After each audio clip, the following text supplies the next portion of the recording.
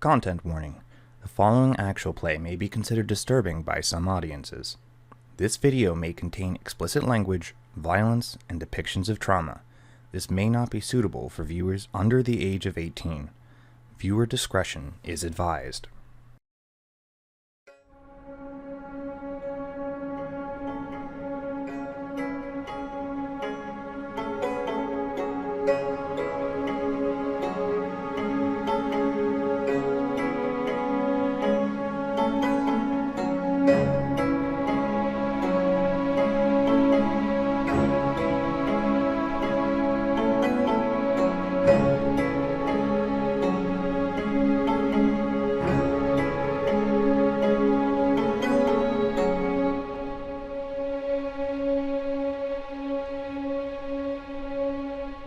Hello and welcome to another episode of Otherworldly Ventures, Agents of SHAILD. We're going to be a short one tonight. Jacqueline was unable to make it, but I do have the rest of my lovely players this evening.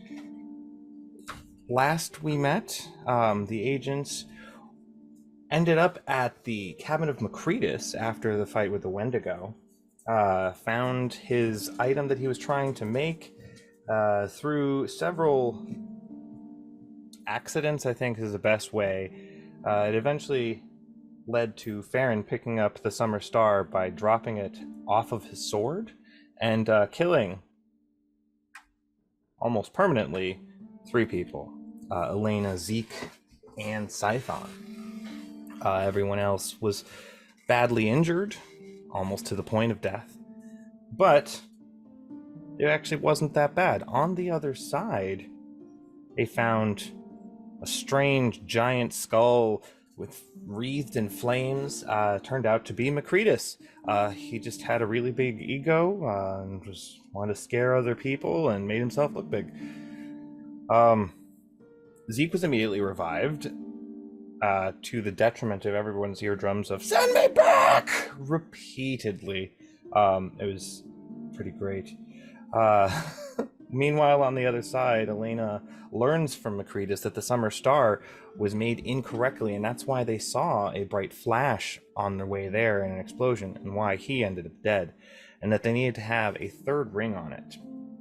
Through force of will, Elaina was able to get her own body to move just a little bit, and Zeke was able to get himself sent back via the blunt side of Calls Johnson and Farron. In the Border Ethereal, Zeke and Macretus just had an extensive conversation about the Nominati, Kappa, and Disco, finding out that Kappa and the Nominati are actually in Icewind Dale to get into the nethery cities of Ithrin that is within the Ragged Glacier. The same place that Velen is trying to get into. The same place that there's hopefully something you could get to stop Oral.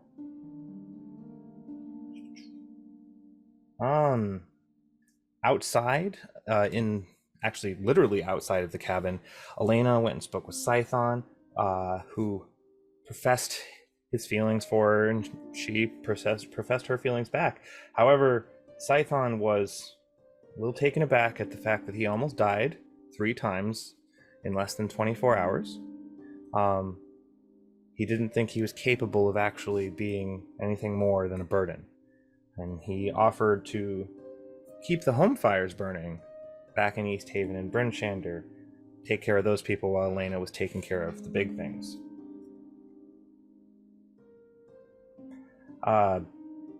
Between Zeke's information from Macretus, Laurel and Farron and Call looking around the cabin itself while Zeke was in the Border Ethereal, you were able to find the schematics and all the tools and bits you needed to repair and fix properly the Summer Star. And being that Macretus wanted to see it work as his last wish to get him free from the Border Ethereal, you obliged. You activated it. The skies parted. The storm started to pull back stars, and then the sun rose to where it should be at this time of day, at this time of year, above the spine of the world. And that's where we pick up.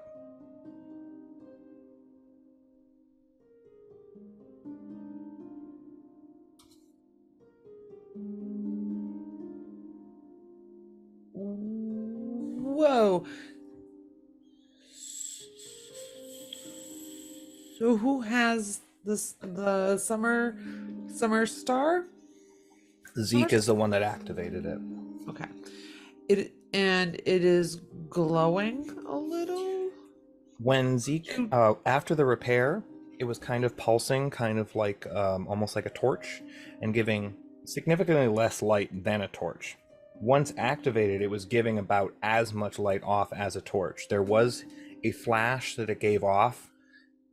It was more superficial and borderline instantaneous, lasted for a few seconds.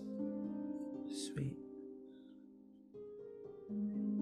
But we're seeing a whole lot of green, a whole lot of blue sky, a whole lot of warmth. Yeah, it's warm. Those that are outside, which I believe Farron, Call, Scython, and Elaina. Or Elaina, were you inside with Zeke? I was helping them build rebuild the summer star. So we were inside. Farron, Call, and Scython. Outside, you see that slowly, like as the seconds go by, so reasonably fast, but slow otherwise, the snow is starting to melt back in a circle away from the cabin. The green is becoming more green. Did I hear any screams of death and terror? No. If anything, you just hear what probably sounds like Elaina going, "Woo!" Yeah, you heard us. Yeah, I'd probably go like, "Oh my gosh, it worked, maybe." I do have a little bit of a retcon going back to something that had mentioned between episodes to the players. You all do get your new abilities for level 7 spell slots and such, but you have to prepare the new spells. So whatever you currently have prepared, if you can cast it forth, you can still use that slot. If you get any new rages, you get your new rages. Anything that you've used, you can get back at a short rest or long rest, whatever it is. Same for Farron, and I don't think you really got anything besides your second level spell slot. No, I get a lot. Yami. Oh, right, yeah. Yami's a Chungus now. Yes. And also, with the sunrise, and all of you feel this near instantaneously, you feel a calmness, as if being thanked by some extremely powerful otherworldly being. And being that Macretus was a follower, rather devout follower of Lathander, even though he never talked about him, you can get a pretty good idea that it is a blessing of Lathander. And that'll come into play first thing in the morning. Really? How would we know that? You just feel it, because it is divine, it is deific, it is something you kind of can feel. Oh, okay. Could do a knowledge religion if we really wanted to. Can I make an insight check on the sun? Sure. We don't trust anything. No, the sun's You can basically make a like the nature sun check in on Mario the sun. 3. No, I want an insight check on the sun. Okay. Just It's look just up, the like, what the fuck Teletubbies is that? son, like the baby. But like angry eyes. Awful. Terrible. Miserable. No, stop Cocked. it.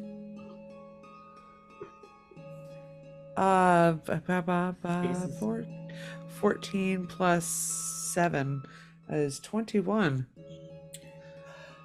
You feel no ill will from the sun. In fact, you feel that it is where it should be. Good. And it's on its proper trajectory. Yes. It is early to mid-afternoon. Okay. So In mid midwinter. Yeah. So that means that it's pretty low. Yeah, it is above the mountains. Based on where you are, the mountains are reasonably far to the south. Okay. So you can see over them. The sun is completely over them, but still low. Okay. Although it does Is it feel warm? as warm as a midsummer's day. Oh, Okay, I have way too many layers on. I Yes. think they did it. Yeah, so in order to do this, Laurel would come outside in order to see the sun. Yeah. Laurel's alive, That's yeah. Elaina They did comes it, out afterwards. right? I was just looking up at the sun, like, oh, hello, Oh. stranger. Ah. Yeah. Wow. Have you ever seen the more beautiful thing? Has it ever been so hot before, or is it just me? Wait, this would be really interesting for Farron. And Farron, Besides blind sight, Farron hasn't been able to see in a very long time. Same with Elaina. Same with Laurel when she's not in an animal form, actually. Three-fifths of this party is blind in the darkness, up to or past 10 feet, 20 feet, whatever it is. Yeah. Oh, this is what everything looks like. Oh my god, Farron, you have a nose. It's still there? Yeah. I thought for sure the dragon blew it off. Carl's just staring at y'all like, what the fuck are y'all doing? Call, we can see. Oh, I thought that was always a thing. Sorry. Not in Well, the dark. not really for me. This is incredible. Insight check.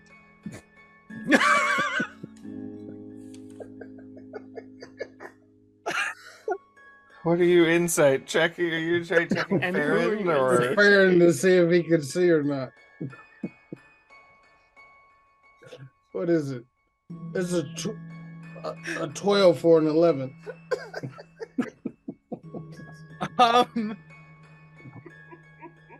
So, I mean, I guess you do know that Farron sees invisible shit sometimes. Yeah. So Like- what you mean you couldn't see? Oh, well, I don't see with my eyes? Kind of? Like, I see eyes are seeing now, Oh, but always not. What? always not.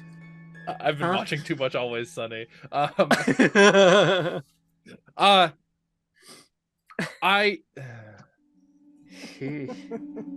I can feel things, I guess. Do you Okay. have a seventh sense? As opposed to a sixth one? Kind of? It I don't know how to explain it. I just kind of so if I close my eyes, I still know where all of you are. And if you all move around him with his eyes closed, like he can just like keep his finger dead point. I would say I'll on. just point on somebody as they walk around me. 4 none. This is both intimidating and terrifying. Cole just and farted. Also very exciting at the same time. Like Yeah. yeah, it's That's Oh. uncanny. It's all It's the weird. hops. Uncanny. but I can't see things when it's dark, really. Unless there's light. Wow. What should we do with the device now that it's active? And it's Well- creating this wonderful warmth in the sun and Is there any way we can amplify it and try and get it through the entire dale? Well, it paints a pretty big target on us. And with that, you can all kind of look up and around, and you notice that the clouds are parting in a circle. What target? What? This is nice. Using my eyes is nice. But can we turn it off? Can we turn it off? Eek. DM, what I know from looking at the blueprints, blueprints, if turning it off is possible, like, can I turn it off and on again? Like, is it? It seems like once activated, it is on for the duration, which was hopeful. Based on the notes, it said hopefully 24 hours or permanent, but minimum 8 hours. Nope, it's on. It's on. It's on 8 or 24 or forever. Hopefully, we're hoping for the big one. I need to roll for Farron because Farron's an idiot, but Matt isn't.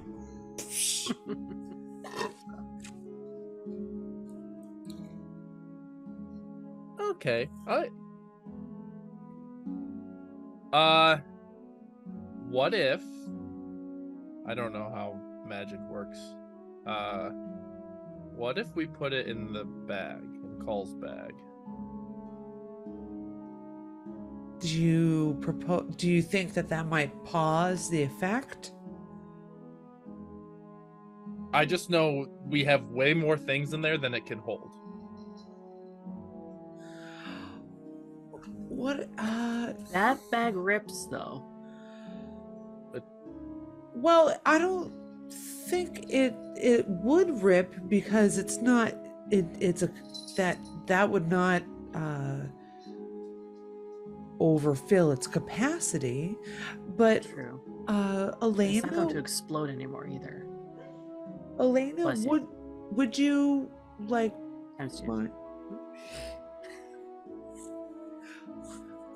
Would you mind arcane checking Call's bag to see if it could pause the effects of? I can give it a real good think. Okay, you give it a think. Okay, I guess Call hands Elaina his sack. So, Elaina, with Call's sack in your hands, I'm as so flattered. Just one. large and full as it is, please go ahead and give it an arcane check. Give it a roll for Arcana. Yep. I'm gonna assume somebody's helping, so just take advantage. Well, it's my sack. I guess I'll help. Yeah. I'm helping. I'll use Johnson as support. Guys, it's one sack. I'm pretty sure I can handle one sack. Hey, It's a pretty big sack. 2 hands. I rolled a 20. The nat 20. Plus. Roll a nat 20. Uh-huh. Out. So it's a total for 26. Okay. So what you know about extra dimensional storage spaces like the haversack, they are kind of a finite space within an infinite space. So they are in a pocket dimension that is not part of this dimension, but you can only put so many things in there. If you put something in there that affects a radius, it'll affect as much as it can, but only in the extra dimensional space. Well, likewise, also the summer star is also not exploding anymore and incinerating anything it touches anymore. So that's not even a concern anymore. It's like hot hands, actually. Which doesn't burn shit, as far as I know.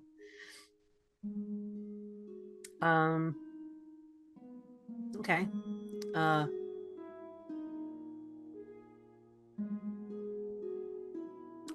I'm gonna just say it. Elaina just holds the sack and just looks at it.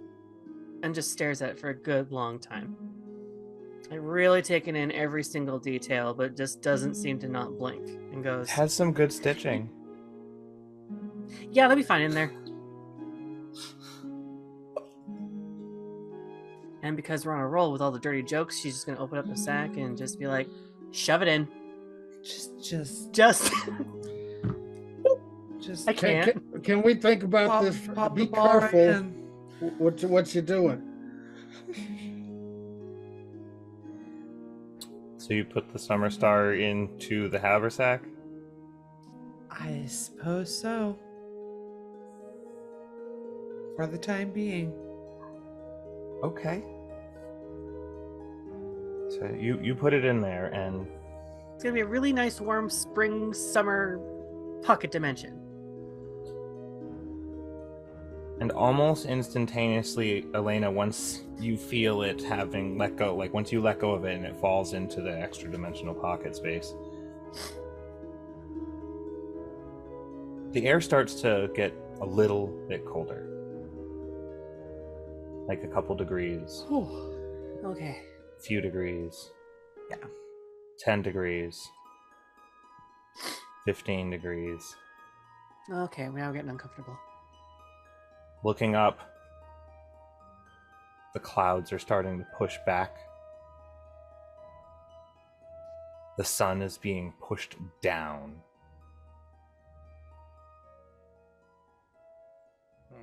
Day Like- becomes night. Actively pushed out of the sky. Oh, I don't like that. Behind the mountains. Oh, I don't As like if it were setting unnaturally fast. I don't like that. Hey guys, do y'all think we need to move? Do we feel like we lose the blessing that we gained of the god? Roll a religion check. Well, is it more like a May I? feeling? Like, do I May I? feel? Anybody can, yeah. Okay. Not so good. That's a 9. 9. Samesies. It's hard to tell now that it's getting cold. It's starting to get almost uncomfortably cold again. It's hard to tell if you feel some sort of inner warmth from anything or not. Quick, take it back out. Yeah, one of two extremes, either too hot or too cold. I'd rather be too hot. Stay. Maybe we can put it in and out Stay up. just to regulate the temperature. Stay up. Stop that! Stop that! Can I make a perception check as we're losing all of the good stuff we just had to see if we're getting jumped? Sure. Yeah. Within 5 minutes, it does start to almost look like twilight. That's a 27. In your immediate area, just you, your friends, the dogs.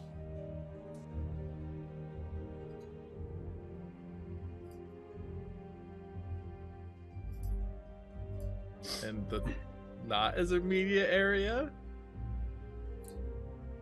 I mean, you can't see the...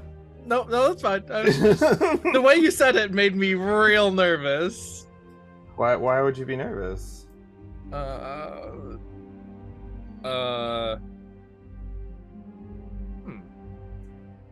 All I right. don't know. Well, Think we all should. Yeah, I think we need to Here? move. Like, okay. Well, let's. Where are we moving to? Where are we moving to? Away from here, but let's head somewhere like civilization. Okay. We can head south to Tourmaline.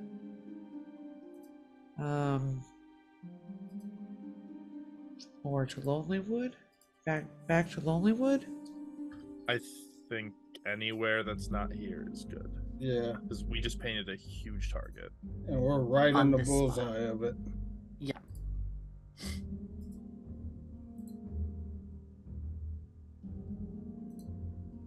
All right, let's head out. So you're going back to Lonelywood, Yeah. taking the same path essentially back. It'd be roughly this. Laurel, with your map, you could tell it'd be roughly the same distance if you went to either Lonelywood or Tourmaline from here. So, either or. I think Carl would kind of see if Zeke would write in the book to Midge to let her know we're going back to Lonelywood, leaving the cabin. Writes it all down.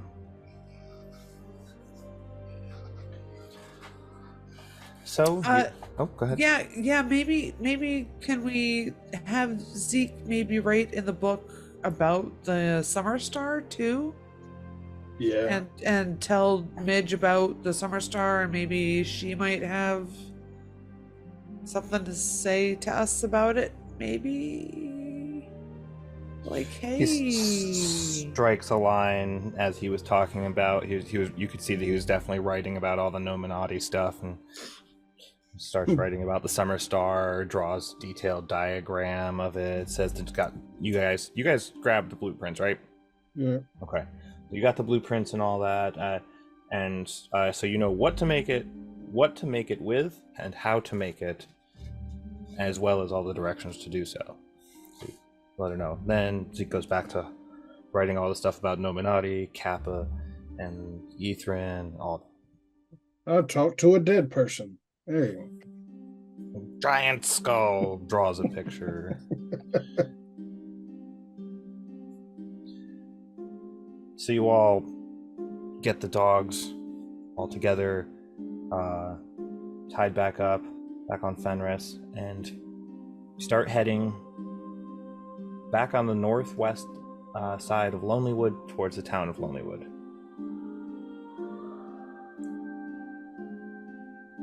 Within 20 minutes of the time you leave the cabin, the sun is gone. Dark as pitch outside. The clouds completely cover the sky, and it is snowing again. Gentle, not super heavy, not particularly windy, but it's biting cold again. Even though you only had the Summer Star active for maybe 10 minutes,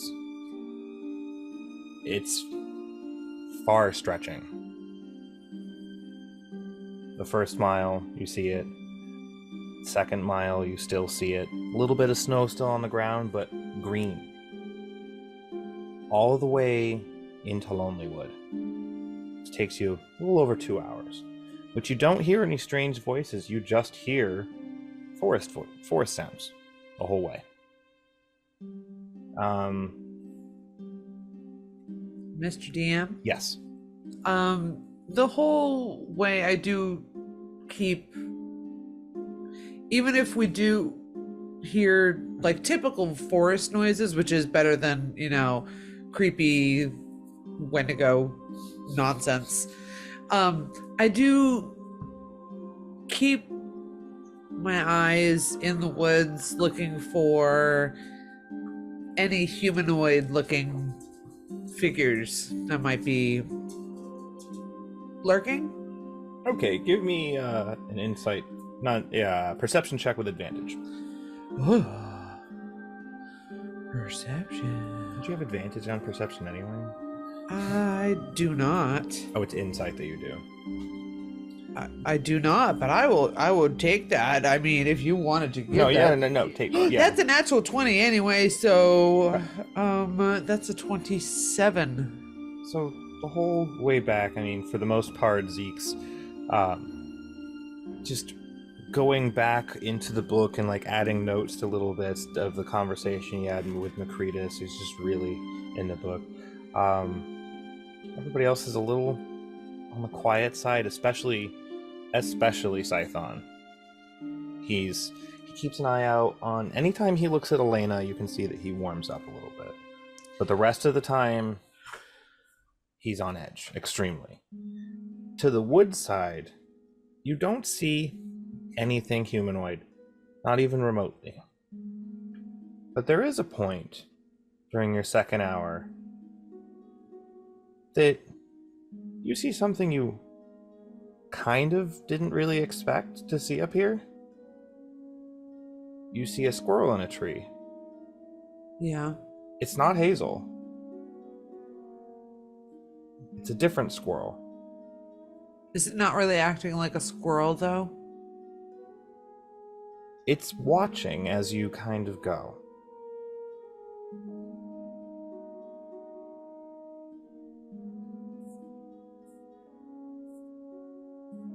Really? We're not gonna insight it? Not gonna make a meme out of this? Does Laurel do that? Yes. Kind of cocks its head, but continues watching. Continues on. It's not a typical squirrel reaction. Yeah. Nothing about it seems like it's a squirrel. Like even call, you can go like, especially after Laurel points it out, you're like, that's not right. If Farron sees Laurel making eyes at this thing, not the best expression. Should Yeah. we hit it? Yeah. Laurel's being pretty obvious. I'm just gonna I'm gonna primeval awareness this thing. Just Okay. try to get a bead on if this is another baddie. If it's a construct, it's not gonna matter. But You. Very tiny construct. What's the mileage in the Arctic? 6 miles. 6. You feel some undead kind of at the fringe. That's about it. Okay. So the big dragon isn't coming for us after making a target. That's good. Do you continue on, or do you try anything? Oh yeah, I'll just clock it and keep going. At the barest distance, especially with Laurel's passive perception and that nat 20 on the inside, and probably everybody keeping an eye on it, as you all pass where you should no longer be able to see a squirrel, from where you know that squirrel was, a bird, like probably a snowy owl, it looks like, flies from that tree off towards the center of the woods. Motherfucker. We should have hit it.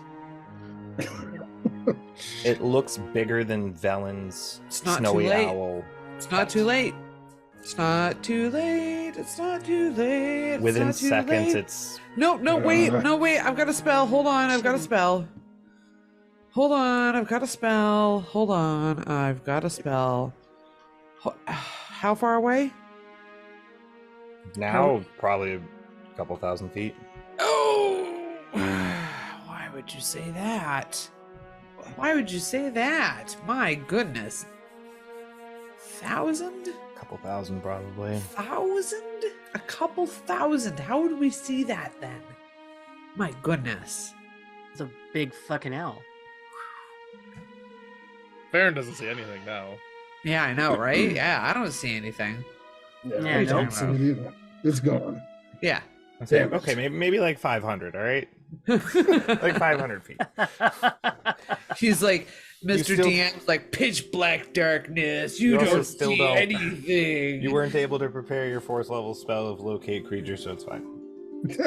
We're closing in on laser rifle range, but we're not quite there yet. Okay. All right. So you continue towards Lonelywood? Well, Yeah. yeah, we're not gonna go chasing down a bird, so. Nope. Let alone a bird that could potentially be the big bad. Yeah. Like, let's be cocky, but let's not be that cocky.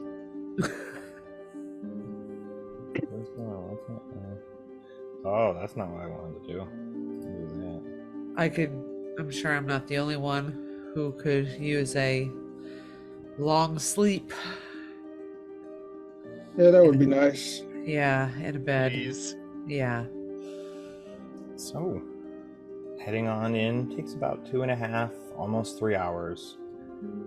With the exception of the odd squirrel turned owl. Nothing. It's quiet. all the way in to Lonelywood.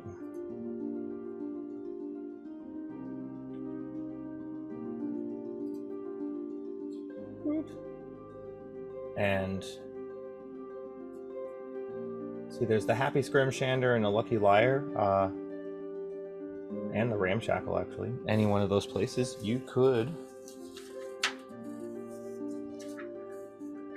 hunker down in. Speaker Mimsy Huddle Oh, Nimsy. would even offer some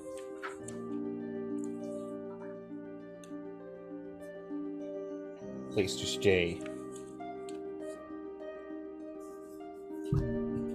We should Take up talk Nimsy's with offer. Nimsy anyway. Let's take her up on her offer. So the Ramshackle is a closed-in. The Lucky Liar is a tavern with no rooms, and the Happy Scrimshander is a shop. And then there's Mimsy. Speaker Mimsy. So going in through town, by the time you get there, it is getting in towards evening. The bit of the town that is populated, the houses are lit up behind shuttered windows. You can see smoke coming out of chimneys. The snow has gotten a little bit heavier, but nothing unmanageable.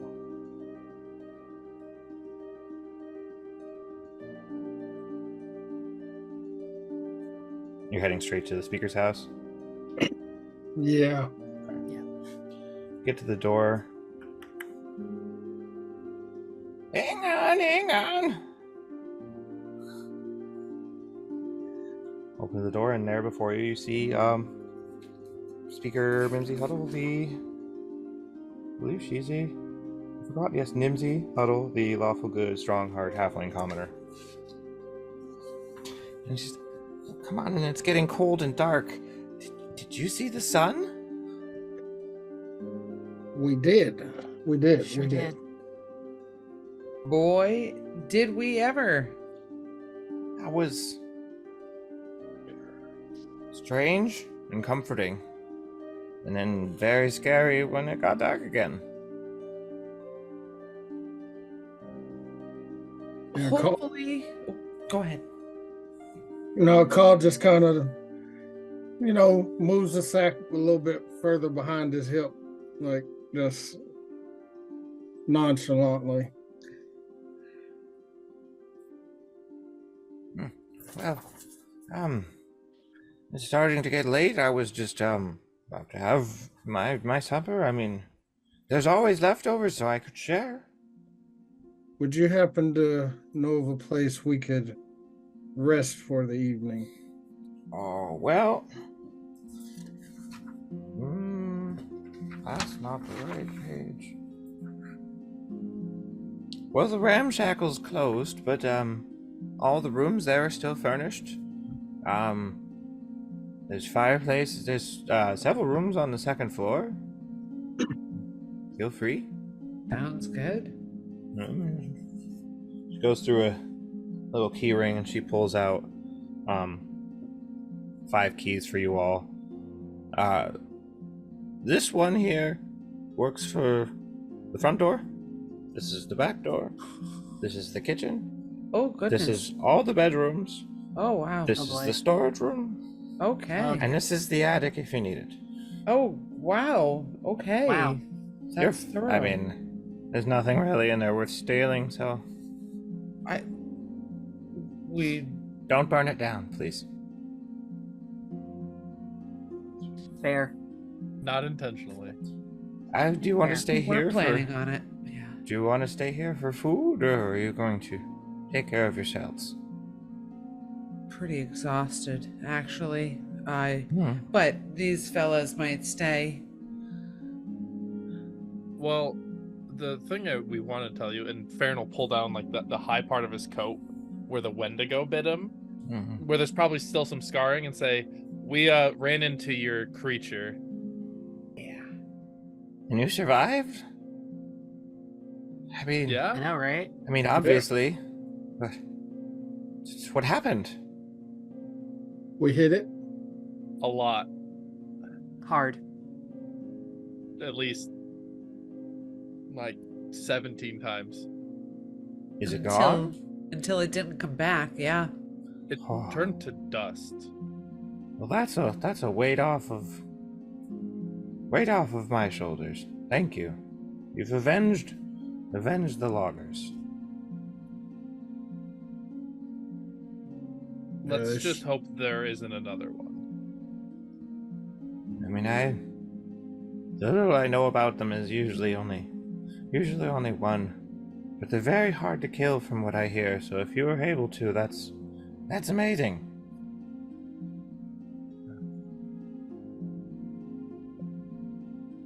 Is there anything specific that you've heard about how they're difficult to kill? Usually that they just kill everything that tries to kill them. Oh, well. Yes, it did try to do that. I mean, nothing helpful. It tried to unfortunately. run from us, Hmm? but we killed it anyway. Good. Thank you. Well, you all are welcome in Lonelywood. Anytime. You helped us a great deal. Maybe we can even get some logging going again. Some of the boys that came back with you all, they were telling me they're getting really itchy to chop down some trees again. Well, they should be free to do so. Hmm. And just remember, it was the Agents of SHAILD that helped you. I got a missive from a midge talking about you all. Came by. I don't know where it came by. It was on my door. Probably some sort of magic or something. Had a Yeah, book she with does it. that. Had What- a Maybe. book. That's Midge what- for you. Hmm. She likes to be, able to talk with the speakers in case any of you have anything that needs to be addressed, and we can try and help. Yeah, she let me also talk to Speaker Duvessa down there, which was really nice. So that was good. So yeah, I mean, if you trust this midge woman and Speaker Duvessa trusts her, I think you do. She's gonna do right by you all. Now, Hey, DM, Hmm? is Mayor Dual done the lake? yes, Was it not icy? it is significantly less icy Oh, than it okay. was. It is starting to crust over again, unnaturally quick. Oh, okay. But it was still There was pretty wet. Okay. There was water, Well, like actual liquid water, not just solid ice. So, we can get some food, or you can go take off to the ramshackle. Either way. thank you. I'm just gonna go get some rest. I think Carl would stay for a bite, and then Theron will also stay, so we're not soloed up. Scython, were you gonna stay? I- Can't say no to free food. I mean, Elena's gonna stick around too. anybody can also kind of start to smell like smells like stew and mutton and like all sorts of really hearty, earthy foods. And she's like, well, those that are coming, come on in. She directs anybody to the kitchen. And there's like a regular size table. It's not halfling size. But there is a veritable feast on it. Like enough for probably 10 or so people. And she's like, I mean, I just whipped up something small. I was planning on giving some out to the other townsfolk, but I've got more and I can cook it. So she Big Mama. Okay, we have Big Mama's house. Hell yeah. yeah, Okay. I mean, you see like there's all sorts of steamed vegetables, decanters of wine, mead, a couple barrels of ale against the wall. I mean, this is This is a stacked feast. Yeah, Carl's already over there with his plate, dipping in. He's gonna sit down. He'll sit down. He'll take a swig out of his glass, and he'll kind of bump Farron and like hand it over to him real quick. Oh, Just- yeah. Yeah. And- Sit down and start eating. Everything is delicious, as if it came from the steaming dwarves in Midge's magical tower, but made by the caring, loving hands of this very aged halfling woman. So Laurel, you headed off to the ramshackle? Yeah. Are you sure? Are you Yeah. sure? To send Fenris and Yami with Laurel. Entourage. Yeah, Laurel takes the keys and heads on over to the ramshackle and starts to set a couple fires to get the place warmed up a little bit. Upstairs in the ramshackle, there are 5 rooms. Zeke does usher all of the dogs up into one of them and just immediately starts to get into a pile with them. Right. There is a fireplace in each room and a ring of wood in each room as well. Okay. Yeah, There's- I started a little tiny fire to at least get like a little bed of coals going, so There is also a large tub in a back room, which you think is the storeroom based on the key that you get to use to get in there, that is filled with frozen water, but has something that looks almost like an oven beneath it. You can assume this is a large hot tub. ooh, I get to work on that too.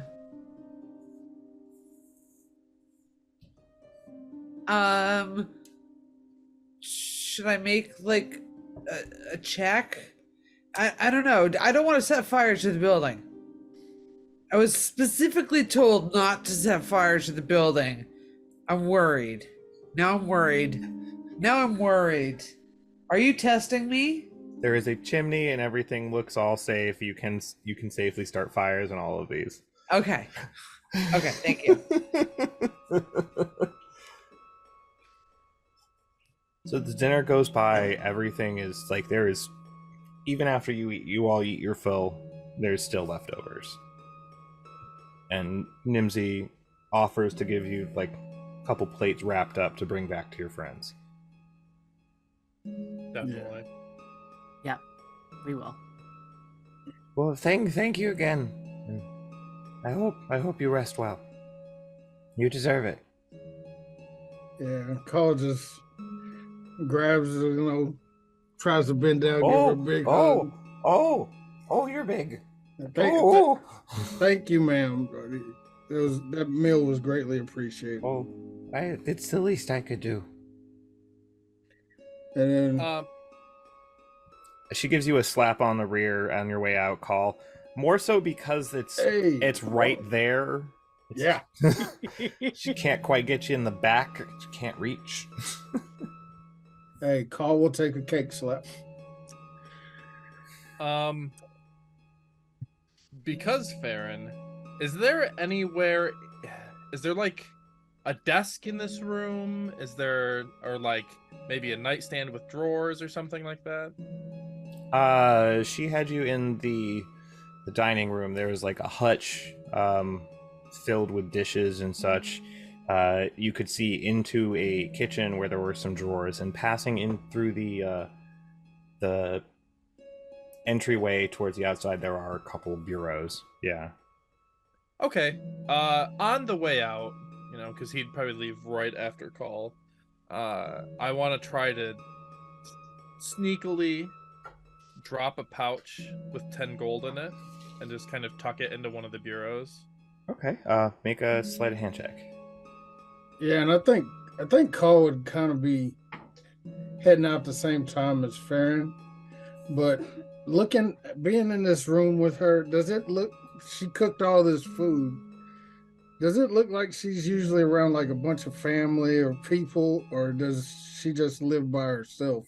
It looks like she lives by herself, and as you're, on the way out, you do see that there is, a human male, getting on in years that's in the kitchen, kind of scooting around, cleaning stuff. And you do remember she mentioned a butler. Okay. She also did say that she was planning on sharing the leftovers with the townsfolk. Okay. That's a 15 for sleight of hand. Okay. So after you go to leave, Farron, she pinches you on the butt. She got a 19 on her perception check. Wow. Damn it. I'm leaving it anyway. No, she doesn't, after you leave the gold and everything, she doesn't stop you.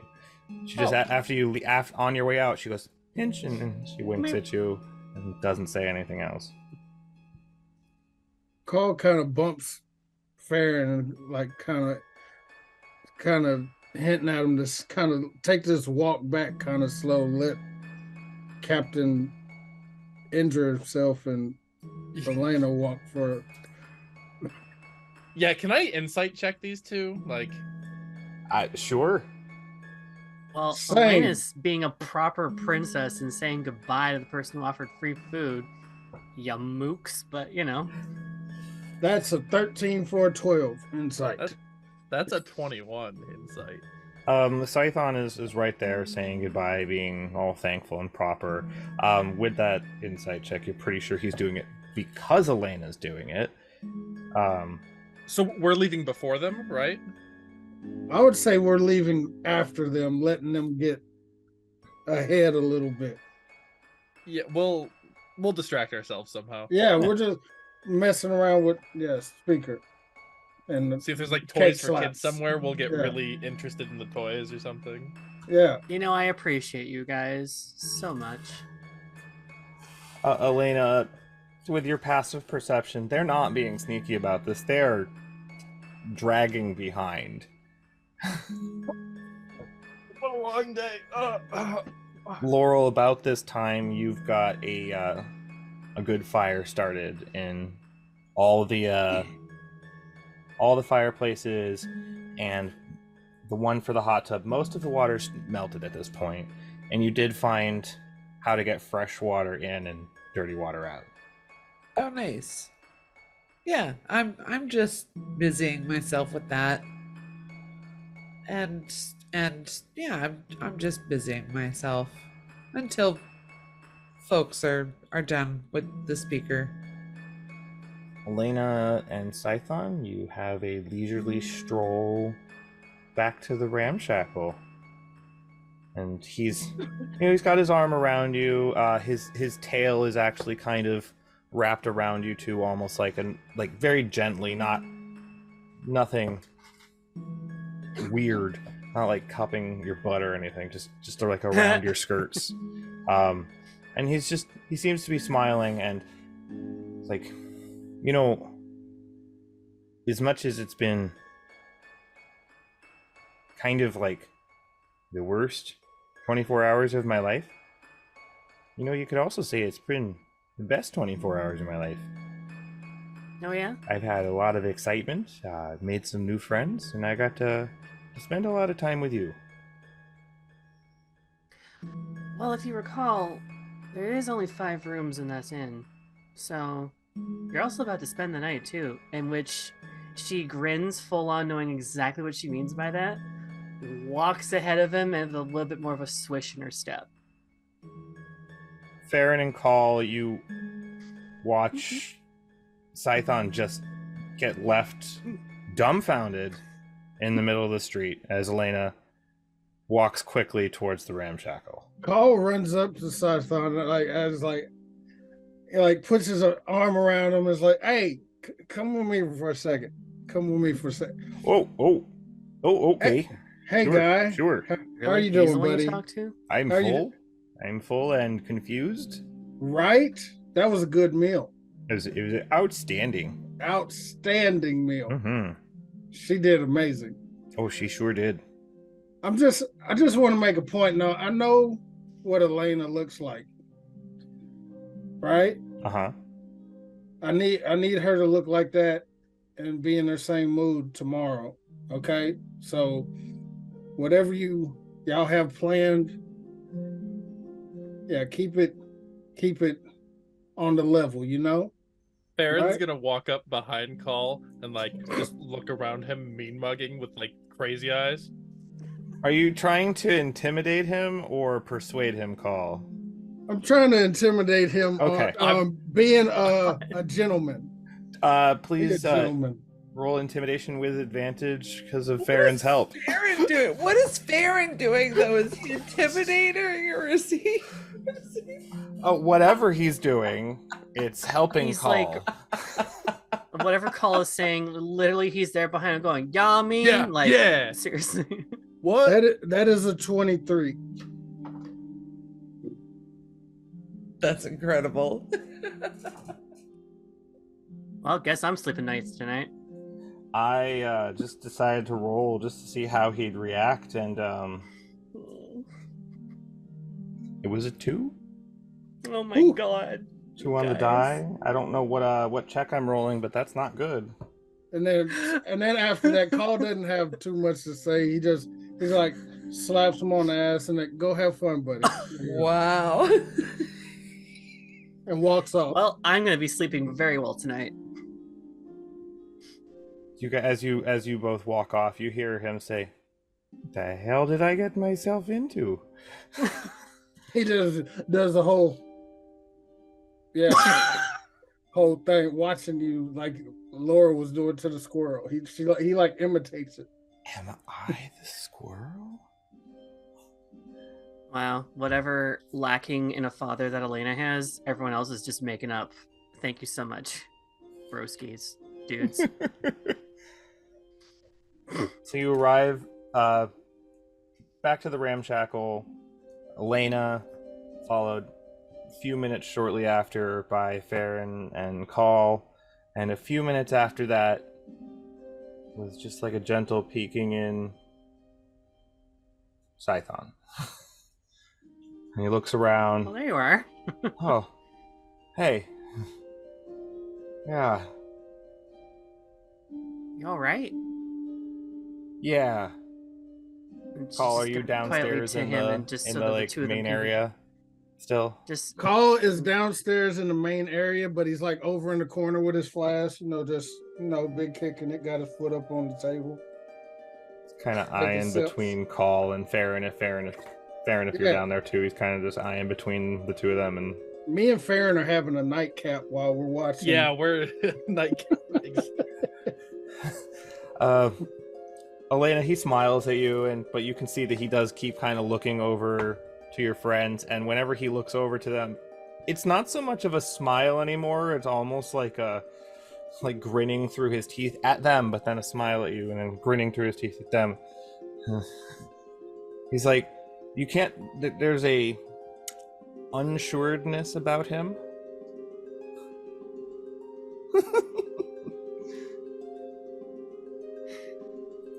and she's actually gonna go very, very close, and quietly just between the two of them, and just like, or just between the two of them, like Scython and Elaina, and just like, did they say anything, or was it something I said, or? Oh no, it was them. Okay. Okay.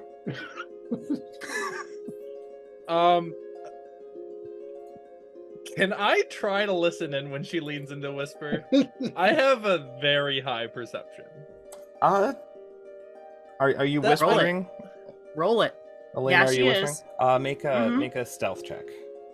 She's doing the actual whisper that Oh. a noble would do in a loud courtroom. And then Farron, Ooh. you gotta make a perception check. Bring it. That's a natural one.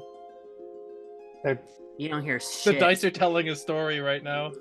It's hard to hear over the chugging of the flask. Like I'm trying to listen And in the and Cole's, like, roaring of the bumping warm me. fire. Yeah, Just downing it. yeah. I I'm trying can to hear listen, it. and Cole's like hitting me in the side of the head with the flask. Like, your turn. Your turn. Dink. And And she's also then going to finish and follow up with, we'll talk in the room, but no pressure. Promise. I was only joking. so you Kind of. you all are able to, if you so choose, there is a hot bath available now. Each of the rooms are warmed up with fires. Laurel even seems to have attempted to make the beds. More like it looks like she threw some extra pillows and blankets on, or they threw some extra pillows and blankets on top of the beds. But it's a one-person bath. What? Only one person. Carl starts like taking off his like his Loud and stuff. clear. Like he's like, Scython, we gotta do training again. You ready? Oh boy. Yeah, Farron starts unbuckling, following Cole's lead. Like, He looks to you all, and he looks to Elaina. I'm You going guys to got bed. this. You guys got this. Yeah. We're hitting the sack. And goes to bed. And you all Farron are looks at the sack on Cole's back. it's running around naked and just his sack. Just one. Calls handy haversack. Doesn't make it any better. No better. Oh, sweet Oh. lord. Cole, I wanted to show you. Go And ahead. Farron takes Johnson and puts it between his legs. And he's like, this is the best way to fight Dwergar. And he starts like spinning in place and like pretending to block things with his arms while spinning with the sword. I would like you to make an acrobatics check with disadvantage. We call it the weed whacker.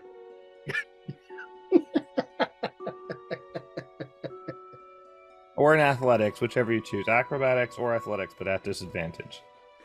I will take the athletics with disadvantage. That is a 13. Okay, so you got to go and you're swinging the great sword back and forth, and after a few seconds, it does kind of launch out to the side, but it clangs, harmlessly and doesn't injure anyone or anything. A little It's- sprinkler head action. Yeah, I'm still working on it. I'm founding this, right? But like, right? Dwergar don't have a chance against that. We might have to work on it a little bit, but I see where you're going with this. I see where you're going. We'll workshop it. We'll workshop Yeah, it. yeah. So Elaina and Scython are able to head to bed and,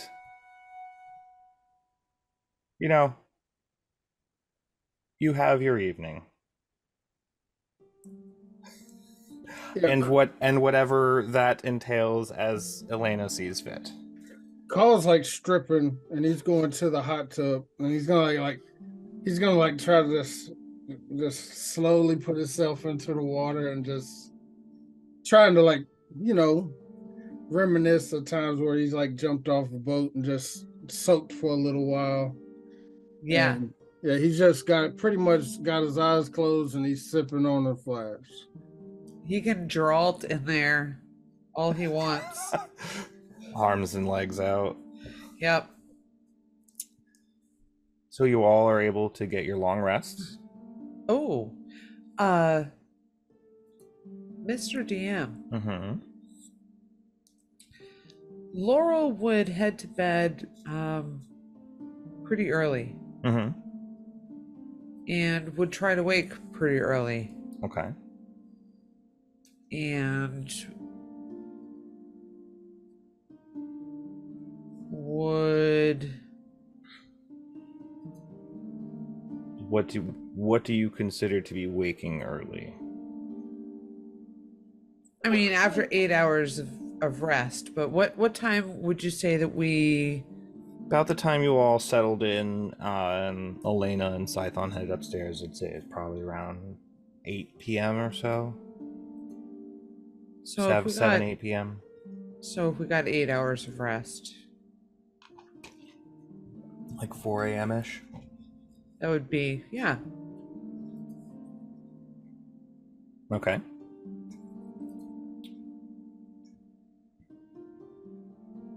What are you waking early for?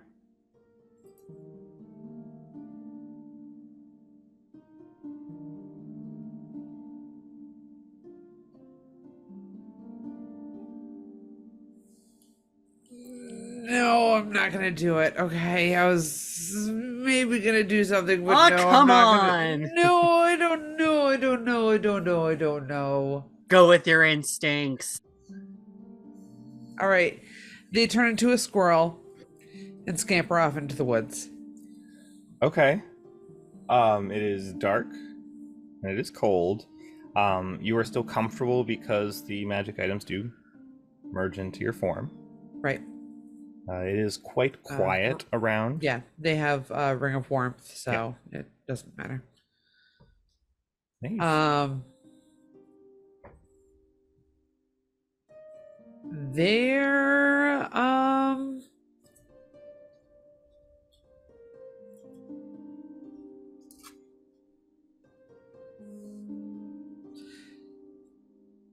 they take to the trees and start leaping branch to branch and stop every now and again to start chittering.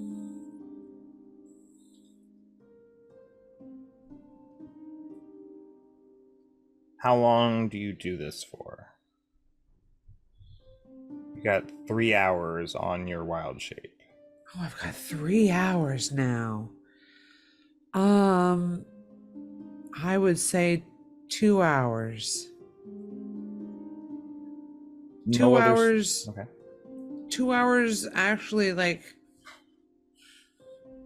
I would say an hour and a half heading out into the woods. Mm-hmm. Okay. So no other squirrels whatsoever. No squirrel prints, no squirrel smells. Very few other birds, even like birds, or you see a couple deer, a couple elk.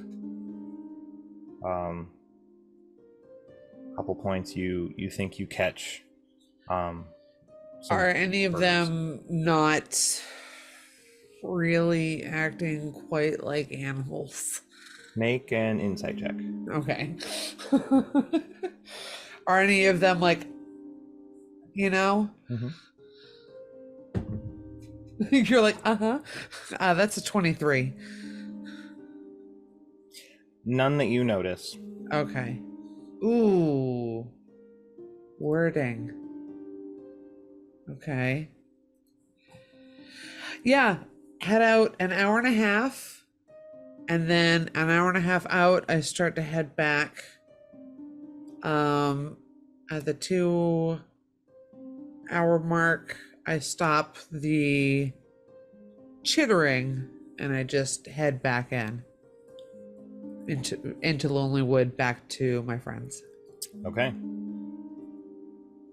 About the time you all are waking up and getting things situated downstairs, nobody's seen Laurel. But then Laurel comes through the door. Oh, I was hoping. Okay. Hey, I was hoping to be back before everyone was awake, but hey.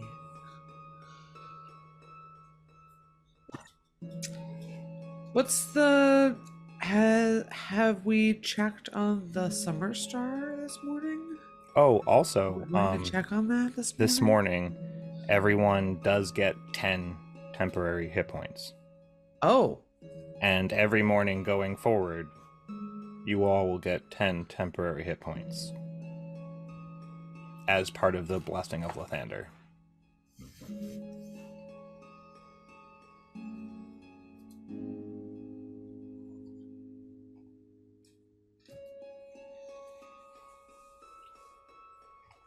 Oh.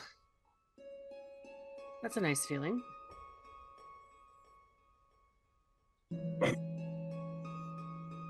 Yeah, I think Carl would look. He'd wake up and he would check his sack and like kind of open it, see if there's anything untoward with the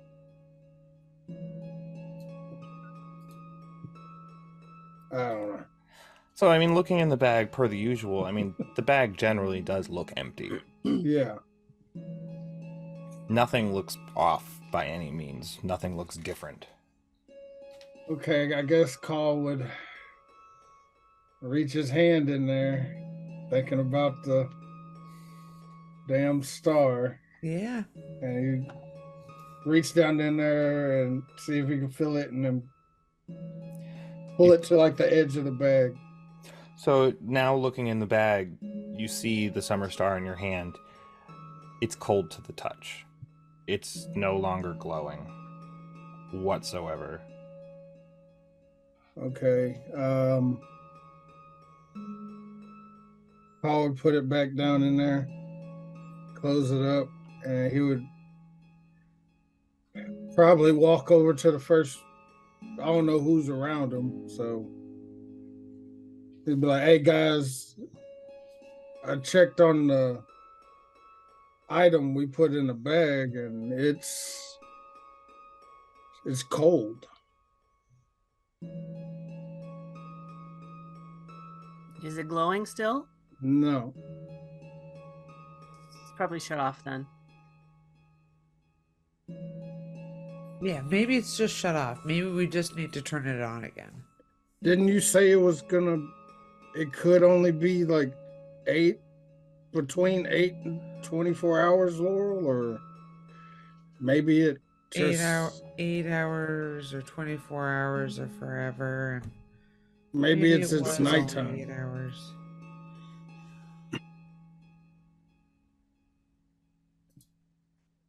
Yeah, maybe it only went for 8 hours and that's it. Well, at least we have the blueprints. Yeah. DM, how expensive did it seem like it was to make something like this? Like what were the components? The metal was refined adamantine. The glowing powder was transportation chalk. The centerpiece was an uncut diamond. Based off the size of everything and the amounts, tens of thousands of gold. Oh god, this is great. Huh. Yeah, I'm sure the Dale pours beans. It seems like. I have 30,000 gold. I'd be willing to put all that towards a Dale, but I don't think that's gonna cut it.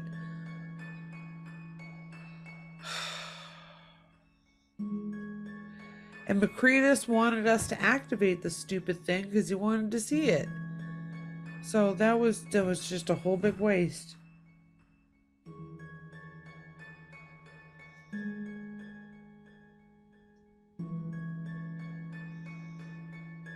Darn it. So we can't reactivate it again?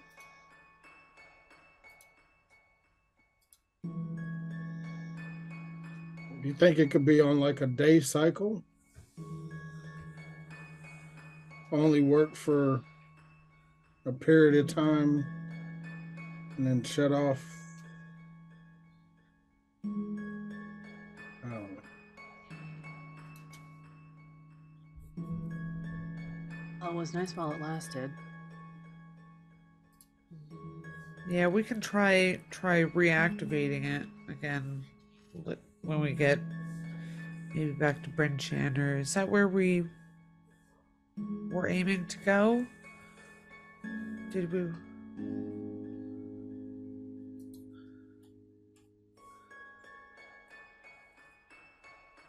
Yeah, I don't know.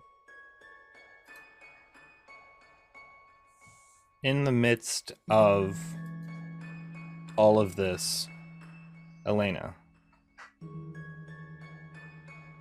Elaina, I received word from one of my contacts in Neverwinter. Your breakout was covered up. However, Lord Neverember sent agents to find you.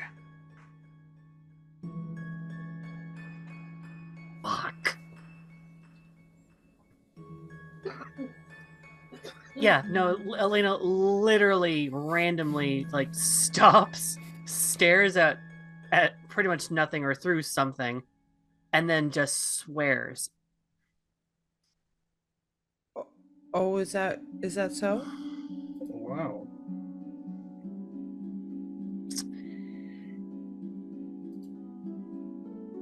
My uncle's looking for me. The breakout was covered up, and she looks at Laurel when she says this. The breakout was covered up when you broke me out of prison. How do you mean? How do you mean?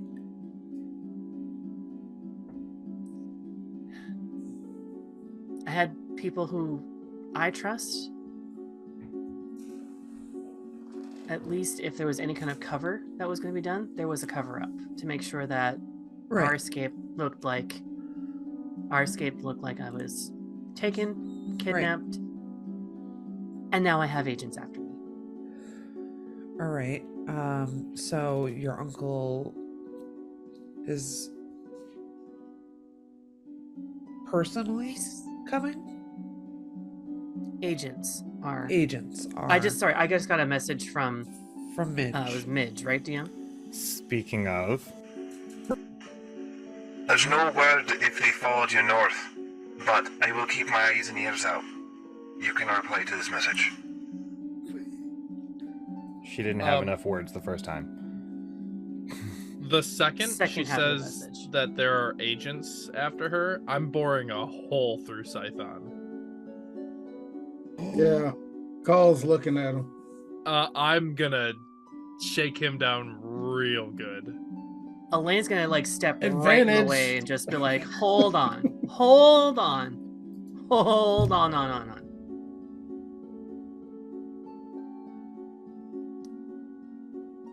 And then actually How do we Elena's know? then gonna just turn around with everyone behind her, and then she's just gonna outwardly say, Scython,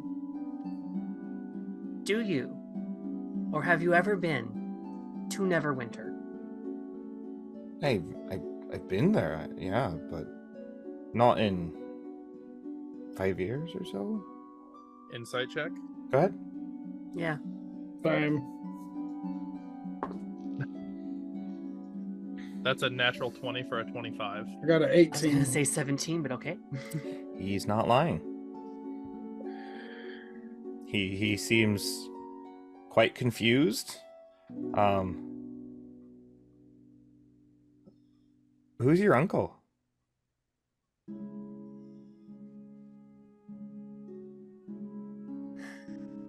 There are a lot that is a very hard answer for me to give you right now. He's sort of responsible for me kind of being here. Maybe you shouldn't tell him. Maybe Well, you should answer that question I mean, right now. all things aside, the only thing I can think of besides you all when I hear agents is the Zentarum. The Syndicate agents. Does that sound familiar to Elaina? Elaina, you never had dealings directly with the Syndicate. However, being part of nobility in Neverwinter, you were fully aware that the Zentarum is a crime syndicate. It has eyes and ears everywhere. Two of which... Well, no, I don't think you guys actually know. No, it is suspected because you heard from Lynn Trollbane that the Speaker and Captain Scath of Targos were involved in Zentarum.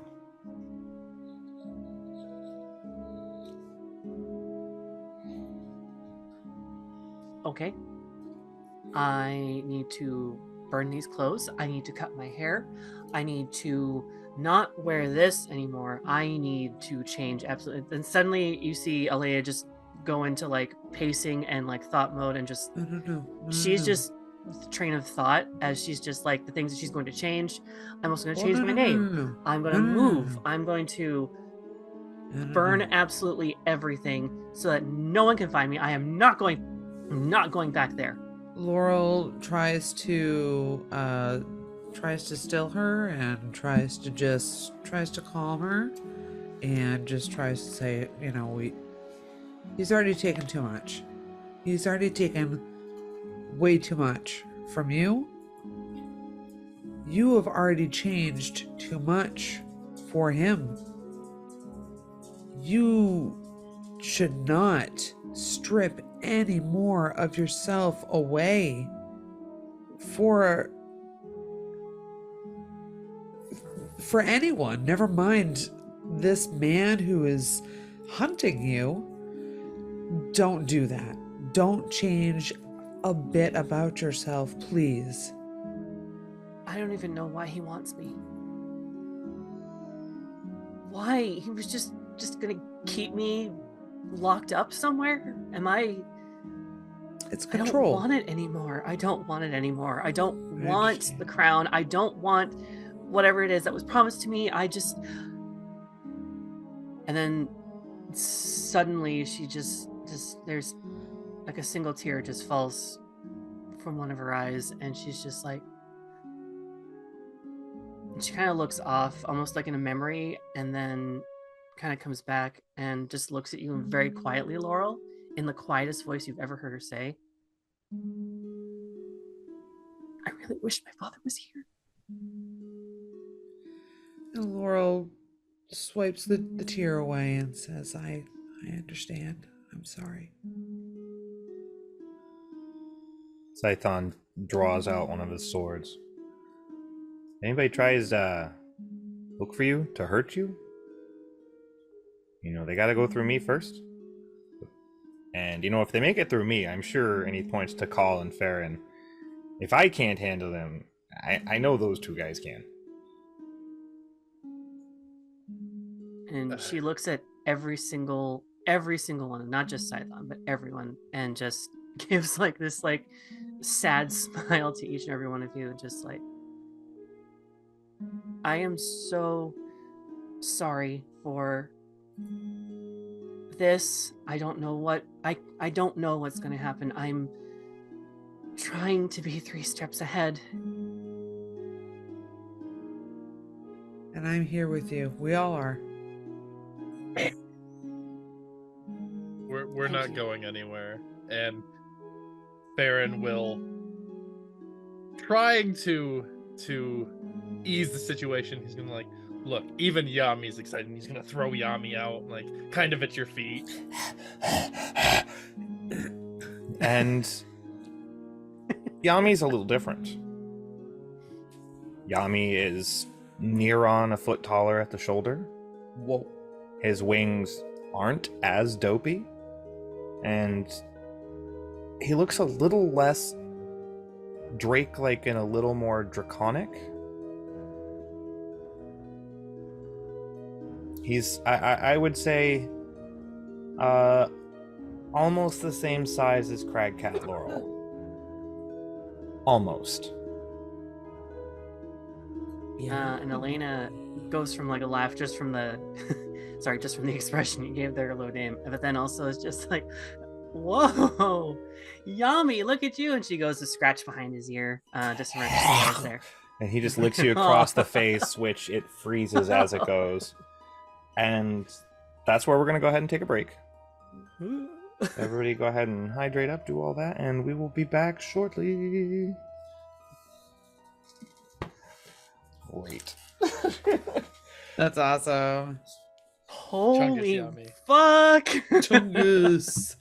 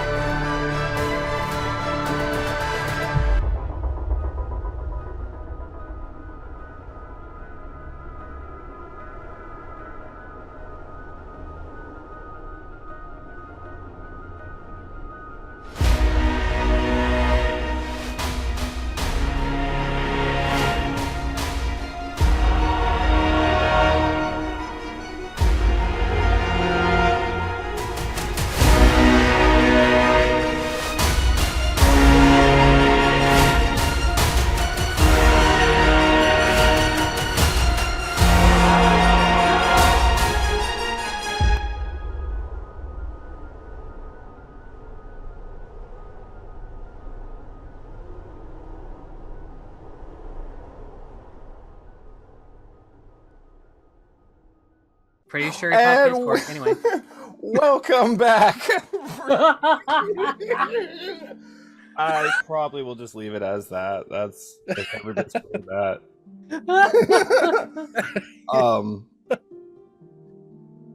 We returned with the Agents of SHAILD inside the, I can't even remember the name of the fucking place, the Ramshackle, as Elaina received a sending from Midge regarding her uncle looking for her.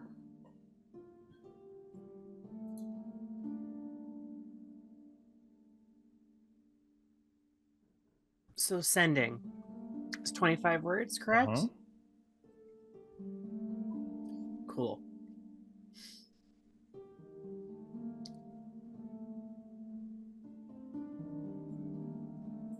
Midge, who were the agents, or how did you come to know this information? A little bit of time goes by. Love Elaina. She knows it's me. No one else speaks monotone during sending except Elaina. Elaina, my contacts would like to remain anonymous, but rest assured, they are okay. They are safe. I do not know what agents your uncle has sent. You can reply to this message. Do you know where they are, or have they followed? I don't recall. She did say, no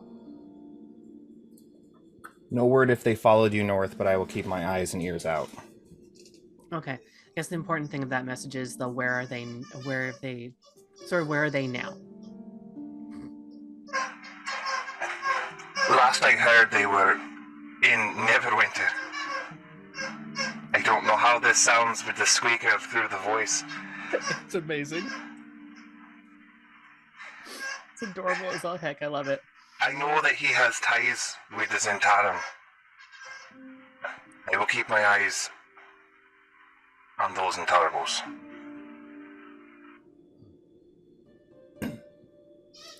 Thank you. Thank you. Over and out. You get no message back.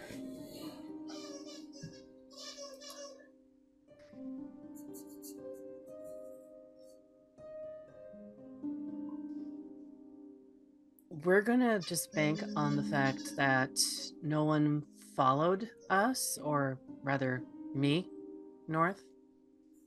Currently, the agents that are out to find me are still in Neverwinter, but they do have connections with the Zentarum. She says this out loud for everyone to hear. Ugh. I have no love for the Syndicate. They're trash. Sure are. They don't treat people good. No. Insight check. Yeah. I'm not giving Scython a fucking inch right now.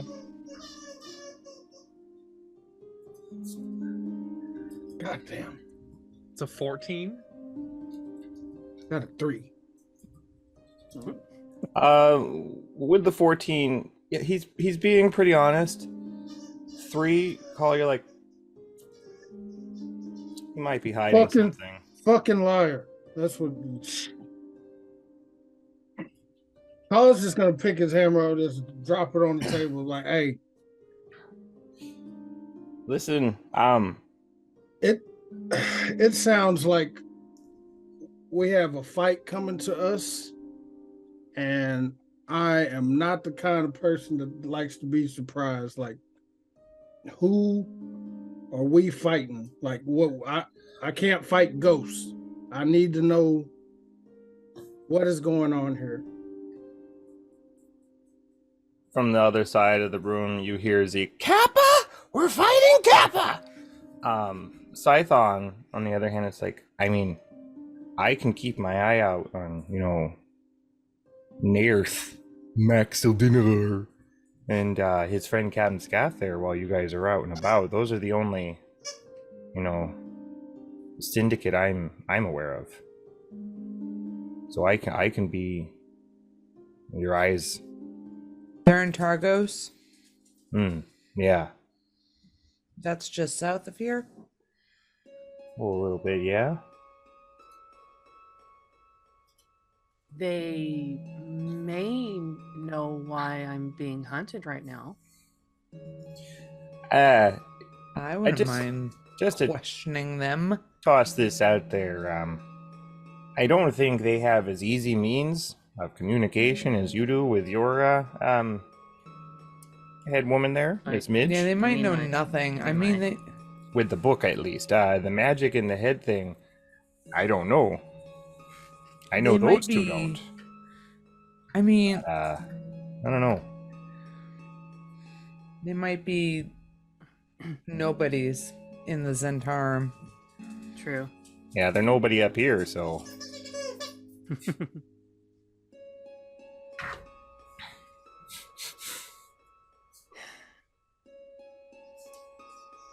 DM, can I for insight, do I need to see the thing, or can I just make like some kind of like educated guess as to why my uncle would be out looking for me? Yeah, you could, make whatever check you feel would be appropriate to it. Just let me know which one. I mean, insight, history, intelligence, any kind of charisma. She's gonna do history, and by Okay. history, it's her personal history of just like, what did I do? What if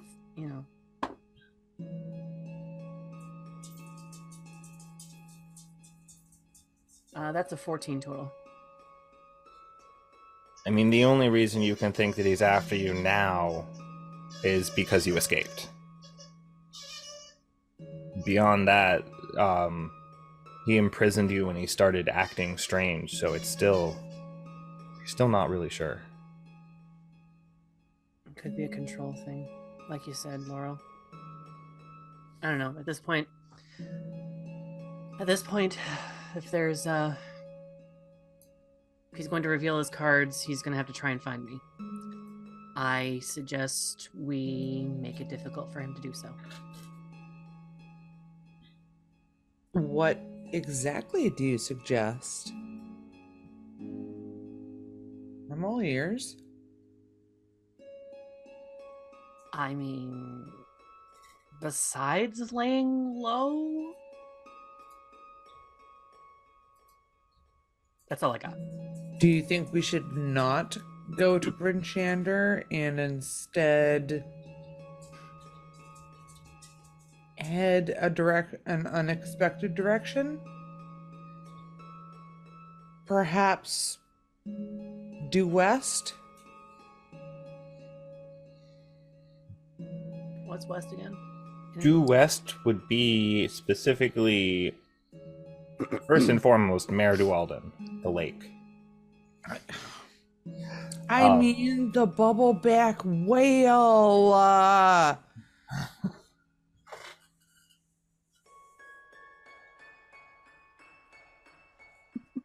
If we go west, from the way it sounds, we're probably going to run into Kappa. Because didn't they say he was standing in front of some big ice gate door thing or whatever? That was to the west, wasn't it? To east. It was the east. That was to the east. And the bubbleback whale is to the west. Oh, Kappa's not east, or Kappa's not west. All we have is that bubbleback whale. Right, the Ragged Glacier is way to the east, like days away to the east.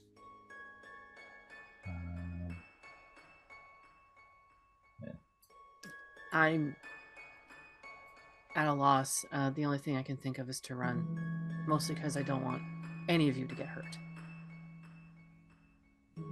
That's Well- about 45, 50 miles from Lonely Wood to the glacier. Oh my goodness. So our best bet is to hide. I don't think so. My experience with like looking for people and hunting, the first group is a scouting party. What if we did what they don't expect us to do and meet them head on? Send a message that we will not be intimidated. See, I'm with that plan. All right. Whatever the party is, we leave one alive and tell them to go back and send the message. The only downside of that is that person knows what we look like.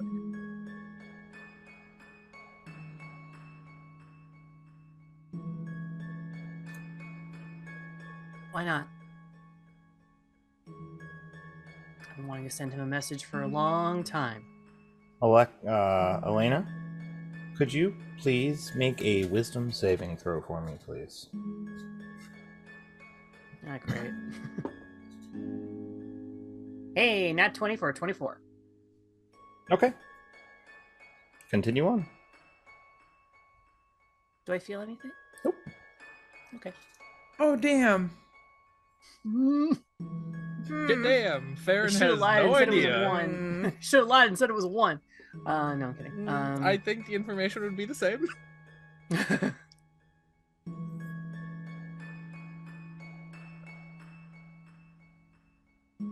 Huh. I say they're in Targos. Yeah, we haven't been to Targos yet. I mean, it's kind of a Let's shithole. Well, You want me Well, to if we're just gonna come try with and you? get- I mean, you see what we get into. you were gonna head there anyway. We're gonna That's head back to true. the Ted Towns regardless.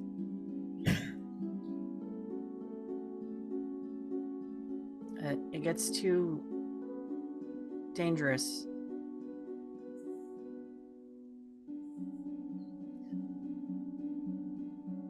You'll know. I trust you. I trust all Elaina, of you. please make another wisdom saving throw. Fuck's sake. Well, there we go. Now we're cooking with fire. 9. Okay. You still don't notice anything. But Farron, I would like you to make a perception check.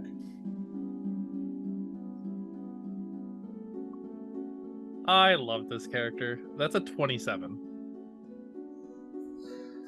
Farron, about 10 feet behind Elaina, as this conversation is going on, you see a small, ethereally glowing blue orb about the size of your fist behind Elaina.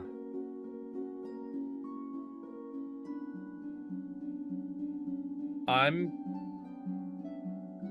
saying nothing, gonna stand up, and I'm gonna walk straight to the orb and get face to face with it, I guess. What is this thing? So you see just, about the size of your fist, just a small orb. And it... Are you all, sitting around the table, kind of?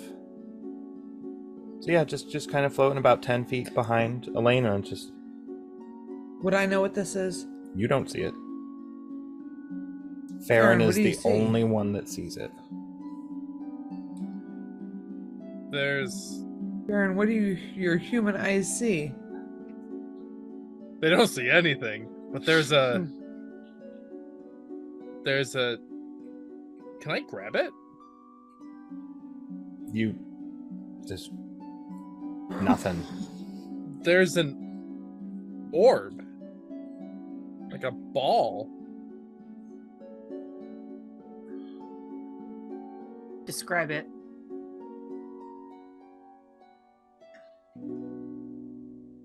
And just kind of faintly there. There's not a lot to it. It's just like a blue orby ball.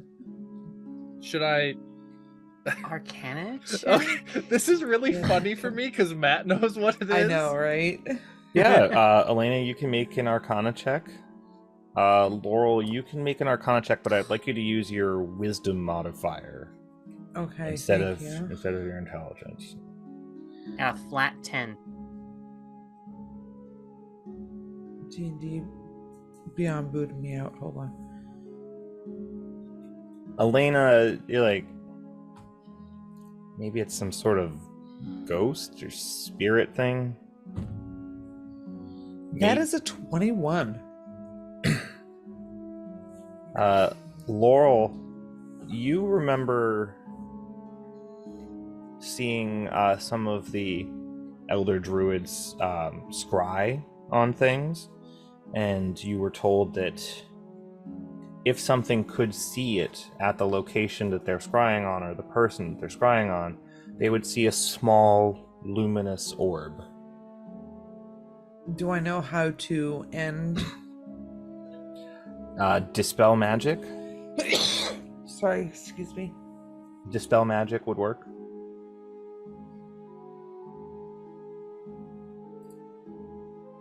I'm not that kind of magic caster. Elaina, you're being watched. You're being scryed upon. You're being watched. And she sort of looks over in the direction of where Farron is and just looks in the empty space in front of them. It's divination magic. Someone is watching you. Watching us. I have an idea, and I'm just going to stick my face in the orb, and I'm just going to start screaming.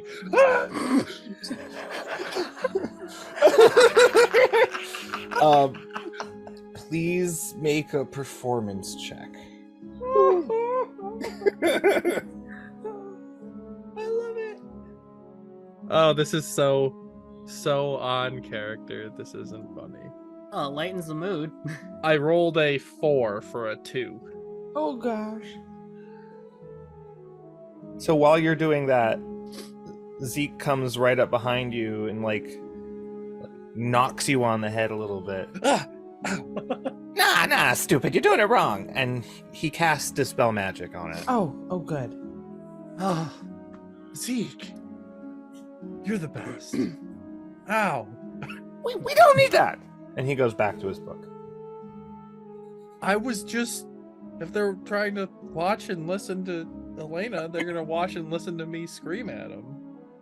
How long have they been there? That's bad. I just when I stood up. You, Farron, you watched it appear. Yeah, it came out of nowhere. So Farron, you can see these. You can with your blind eyes. Okay. With my 12th sense, yes. Okay. Great. Or what you will.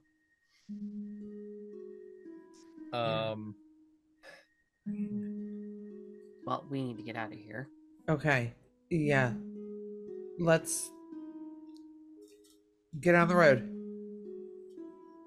Well, now they know that we're going to Targos, right? Were they here for that bit?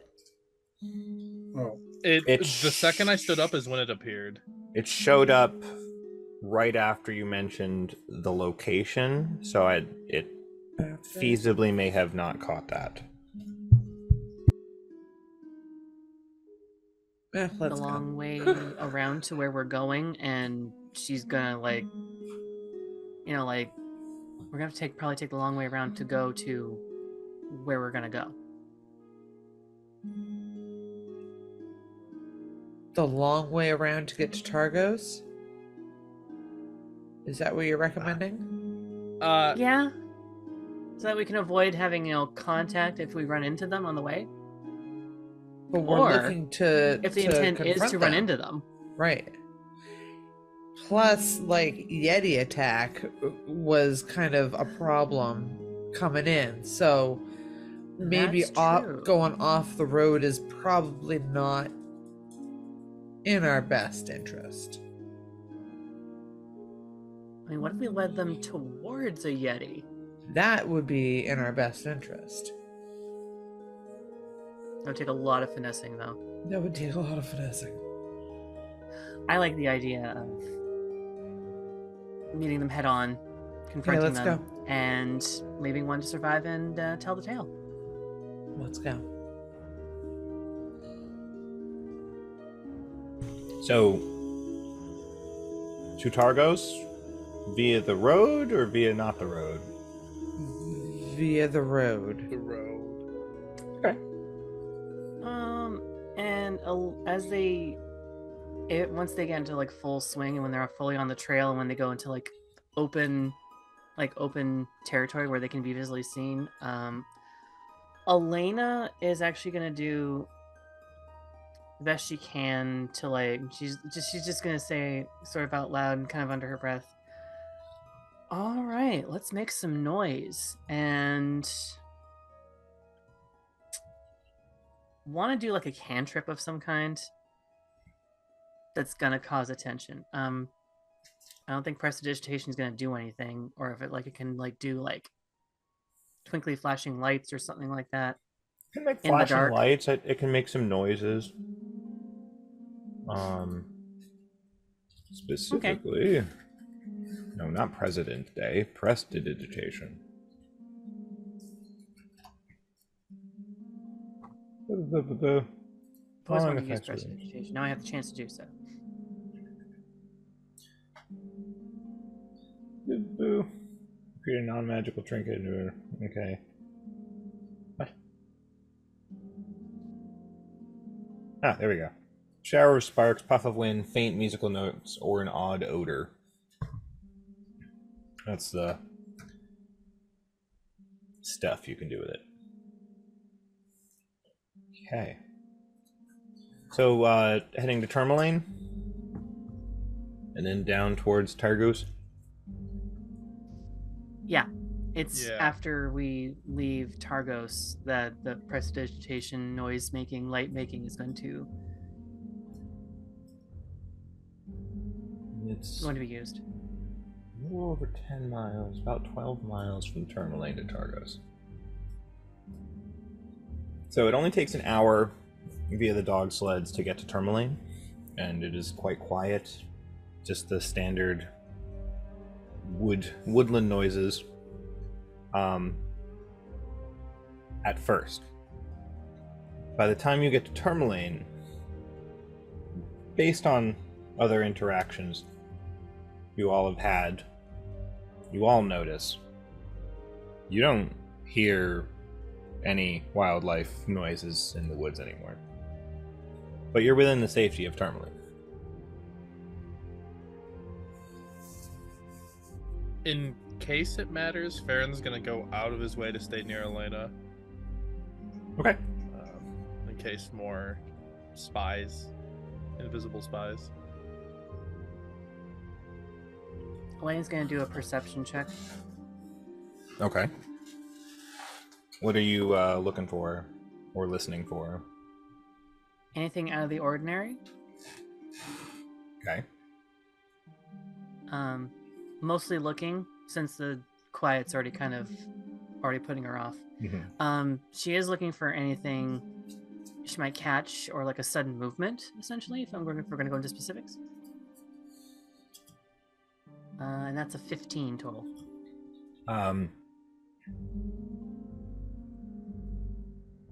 You don't notice much of anything out of the ordinary in the negative sense. In the positive sense, it looks like most of the folk that traveled with you from Bryn Shander to Tourmaline seem to have settled in, and there is a much more kind of jovial atmosphere. There are some people in the streets, and you hear them talking about, did you hear the sun rose? Did you see it? It wasn't long, but it was wonderful. You hear a chit chat like that, but you don't see anything negative. Nobody watching you suspiciously. I mean, people are pointing at you all like, oh, that's them. I think they did it.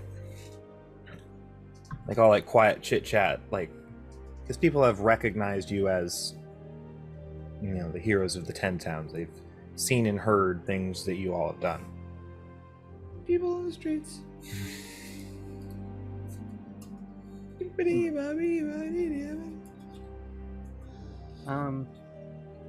I mean, just sort of like in earshot of anyone who's nearby, and she's gonna be like, "You're talking about us, but it's for the good reasons." Yeah. So whoever it is not here, thankfully.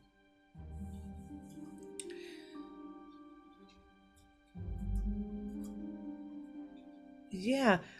Lodim, you mentioned that there was a lack of woodland noises. Yes. Like, specifically. Mm-hmm. Why? I don't know. You want to go investigate the woods? Well, Yeah, like they're gonna just tell you flat out. well, like, I'm not gonna leave. No, I'm not gonna leave Elaina. No. We could investigate. The woods seem suspiciously quiet. I'm just putting it out there. To everyone, to the group. Laurel, was it like this when we were coming here when there was a Yeti? We encountered the curiosity? Yeti, like, on the road, like, between Bryn Shander and Tourmaline. Like, it was on the road. We're in Tourmaline proper, right? Yes, just on the southern edge, I would say at this point.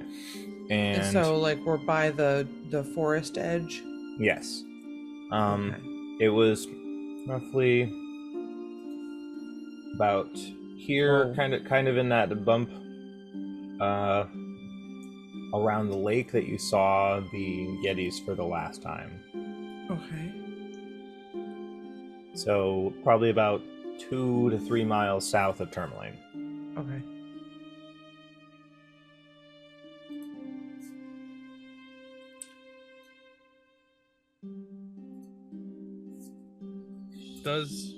Can I make some sort of a check? I'll turn my attention from Elaina for a minute after it gets pointed out that it's weirdly quiet. Maybe a check, or maybe this is just something Farron would be in tune with. Is this like it's quiet because there's a predator around, or is this quiet because things aren't here? Hey, you can make a survival or history check, whichever you like. I'm not rolling that die anymore. That's a natural one. You think it's just because you're so close to the town. I take a glance through Fair. the trees. Do I see any suspicious squirrels? Make a perception check. Okay, I will. Oh, that's a 19 plus perception. Plus 7? Holy crap, 26. You do not see any squirrels. You don't see any owls. You do see Oh. a raven. Oh. Okay. A single raven standing on a rooftop peak watching you.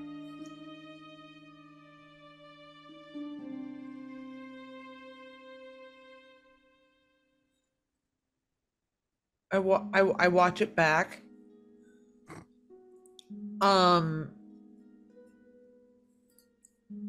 Like staring at it. I don't do the fingers yet. Does it maintain eye contact for like an uncomfortable long amount of time? Suspiciously long amount of time? It does not look away from you at all. How close am I? Probably like 30, 35 feet, including, the angle-ish. It's top of like a 20-foot house or so. Could I just mosey like 5 feet closer? Sure. And Thorn Whip!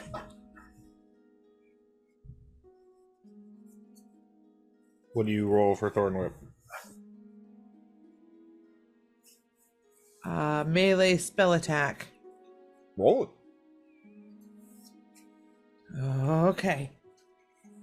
I'm rolling the big die for the whole game. Oh, that wasn't that good. 13. That hits it. Go Oh. ahead and roll damage. Oh no, is it just gonna be a raven? Oh no. Am I just gonna obliterate this bird? Just asked you to Am I roll just- damage. It doesn't mean anything yet. I know. Am I gonna obliterate this bird? It's just gonna be black feathers everywhere. Oh, that's 6. 6, and it no, really? Yeah! No. Just a puff of feathers. Like the Randy Johnson pitch. Exactly like that, except all black. Carl goes and tries to pick up the like remnants of it. We can make a stew later or something. Yeah, it falls to the ground and like it's. No, technically, the thorn whip pulls it 10 feet closer to me. So yeah, it pulls this right down to the ground towards you. It's just. Whoops. That one was on me, I guess. Perception is not insight. Okay. Sorry guys, I'm a little on edge. You're a little on edge. Yeah. I've got, yeah. It's Sorry. fair. I don't want to bogart that. So. No. Let's continue on. Yeah, good idea though, Call. Good idea. Put it in the sack. Yeah, Carl goes, he puts it in the sack. And while he's nah, he's gonna wait. Oh, go ahead. No, he wants to like once we start to get out of town, he wants to like check the damn star thing again. He kind of pulls it to the edge of the thing and see if like anything's changed, or is it still cold, or So getting past the edge of town out into the tundra proper, Call, you pull the summer star up and it still feels cold to the touch.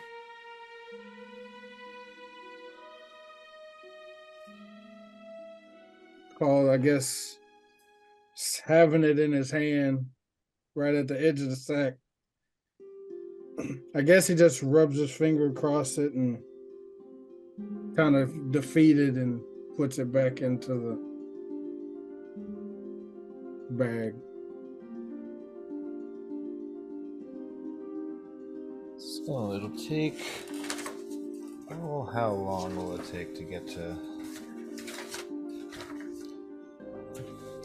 there? Where are my travel maps? I've got travel map. Ah. How long will it take you to go from Tourmaline to Targos? Tourmaline to Targos is 9 miles, and by dog sled,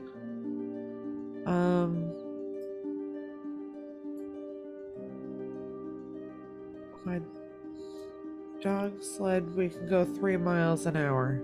So it'll take you three hours. Okay. Okay.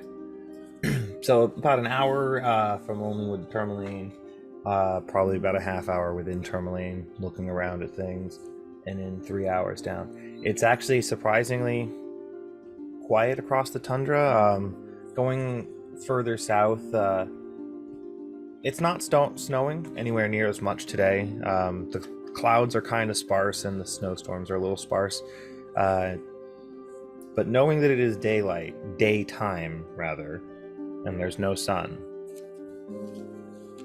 you can still see stars though. No stew meat staring at us while we're on this 3-hour trip. 3-hour tour. I do take Craig Cat form. Okay. There. Elaina, because she always wanted to, and because I've always wanted to, just scritches for Laurel.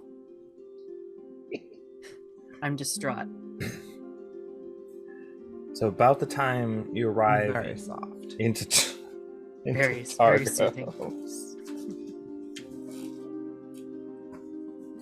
So you all arrive into Targos. We do, huh? We arrive at Targos? Yeah, actually. Oh, okay. Go to activate that. Oh. There it is. So this town, you actually see it has a wall. It is quite the small town, but it is walled. It is going on to Mare Duwalden, the northern, the southern edge of that same lake that you were just up on the northern edge of. Getting towards the gate, you do see that there are several guards on the wall with torches, lanterns, and such, keeping an eye out.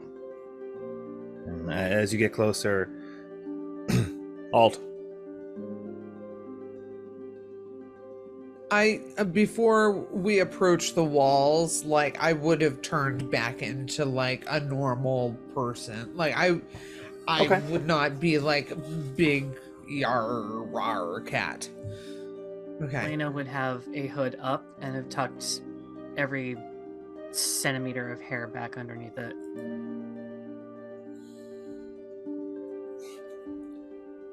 So the guard, halt. What's your business?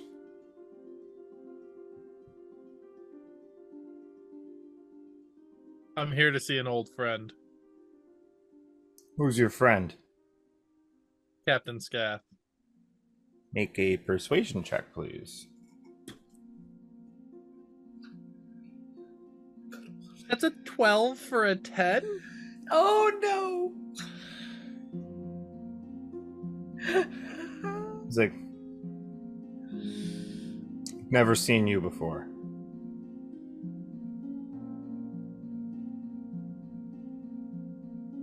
This is Elaina my pipes first in. time coming to visit him. Elaina kind of pipes up and just like, oh, he would say that. Well, with Captain Scath getting the floor wiped with this guy.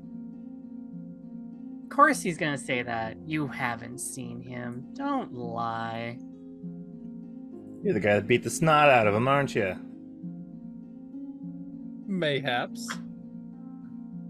He said he'd want to have a word with you if you ever made your way up here. Get the gate.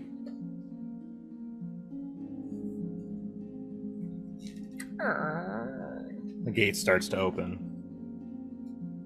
And you can see that there is a small contingent of guards, 6, on the ground on the inside. They are armed with spears. They don't look like they're... It's kind of like, you know, they were told to be there type deal. And you are let into the town. The guards do not follow you. They just seem to be like inside the gate. So where'd Scath be? How does the town seem in like relation to other towns? A little As- more ramshackle. Oh, okay. Even more ramshackle. Gosh, okay. Given the size of this town, it's about half the buildings look empty.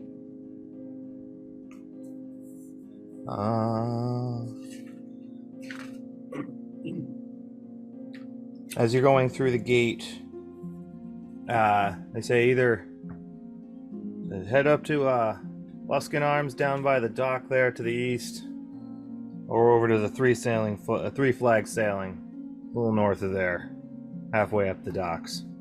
Scath's probably at one of those.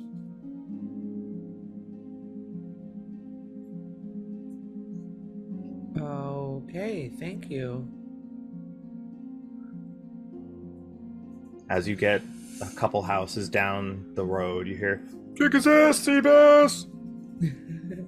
And then you watch as like another guard punches the guy directly in the face.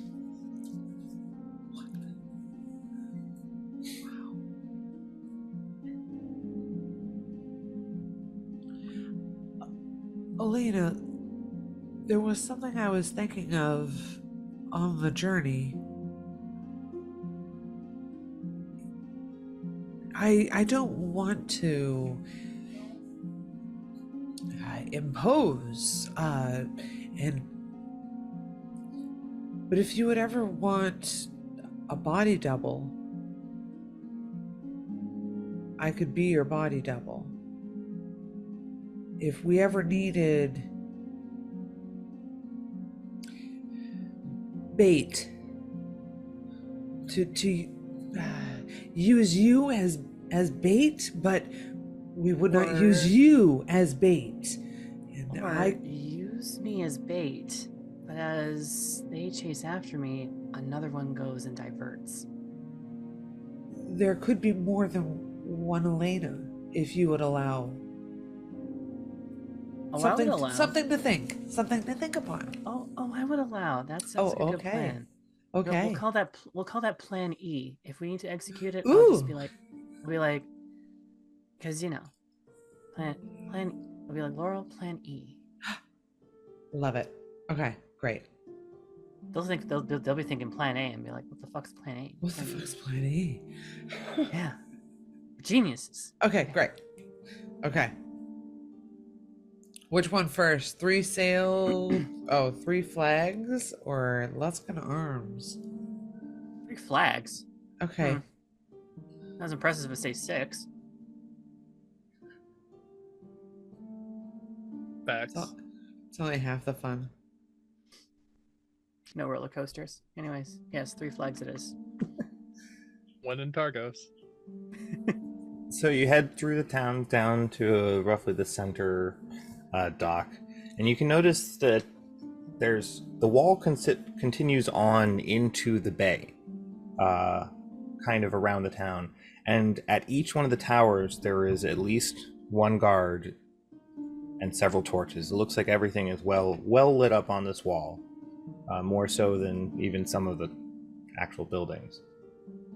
There is a bit of a ruckus coming from one of the larger buildings, and you see it looks like on the sign, it looks like the mast of a very tall ship with 3 flags on it, and it is well lit up from the inside, coming from inside.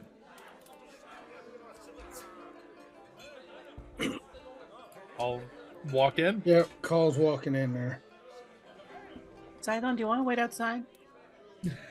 I mean, it's fine. I can just walk in, stay by the door. Maybe trip him on the way out.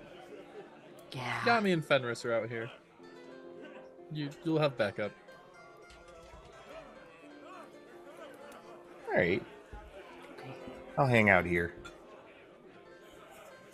So heading inside, there's a little bit going on. There's actually a little guy playing some music in the corner, some people chatting, drinks going on.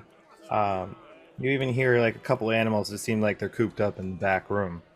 A little bit different atmosphere in here. People seem cheerful, jovial, like, they're just having a good old grand time. And Farron, you see your best friend sitting at the bar with his back to you. Well, if there's an open seat next to him, I'm gonna walk right over and take a seat. There is not every seat around him, and there are a couple people behind him, like, listening over his shoulder. He's got, seems to have his lackeys with him.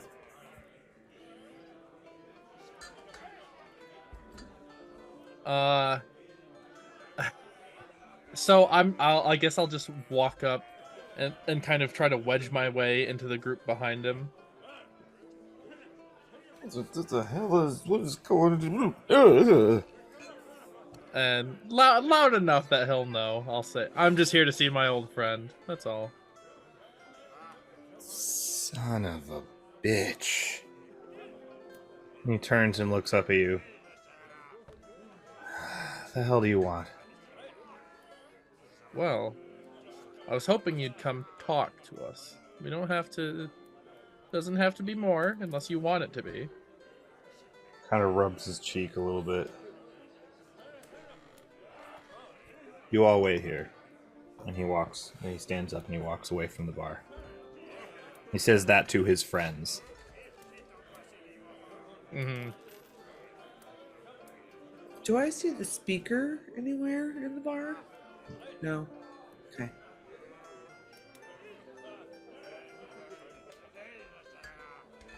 Well, we have some questions concerning our friend here. And I'll kind of nod towards Elaina. Incognito. Mm-hmm. What about her? Is there someone where we can talk more privately?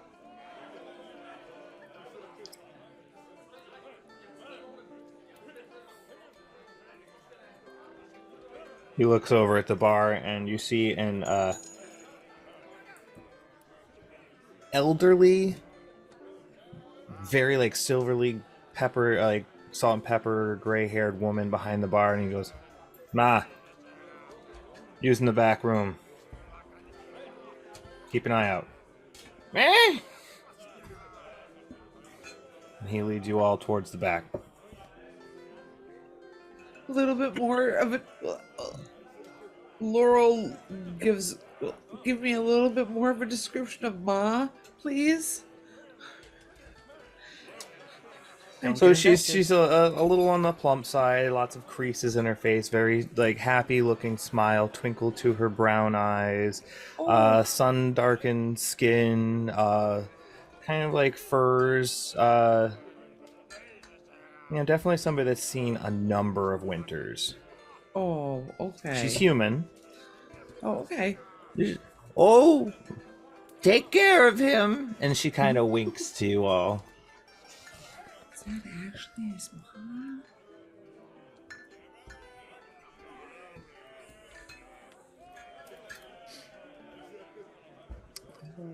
Get to find out. Leads you all We have into business to the take care of. into the storage room by the kitchen. What do you want?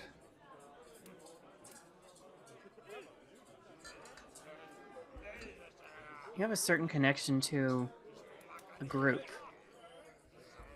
Do you not? Don't we all?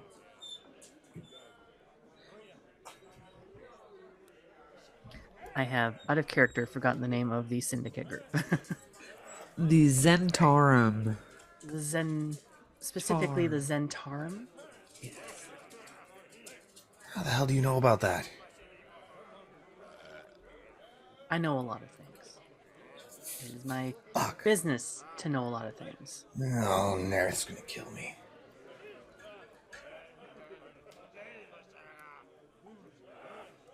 Maybe it's him we should be talking to. Yeah, he's over at his place.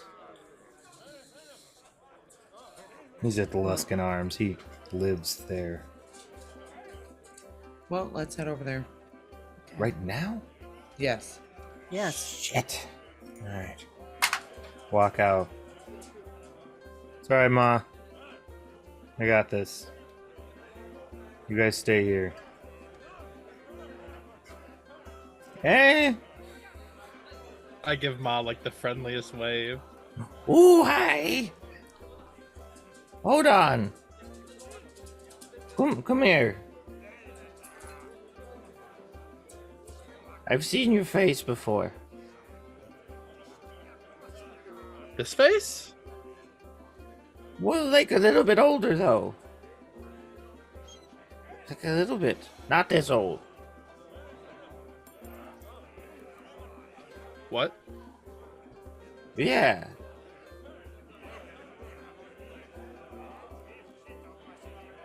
Maybe. Oh. 2 days ago?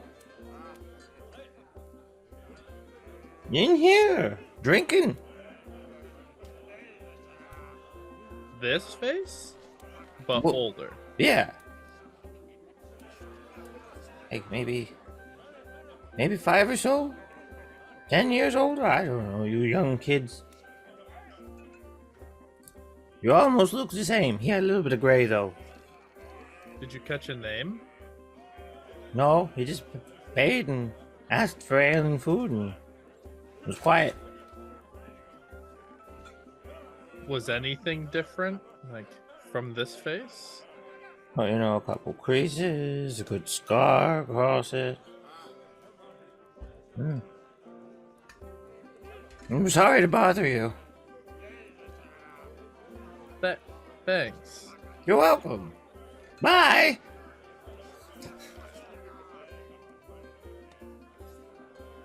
Huh. What was that about?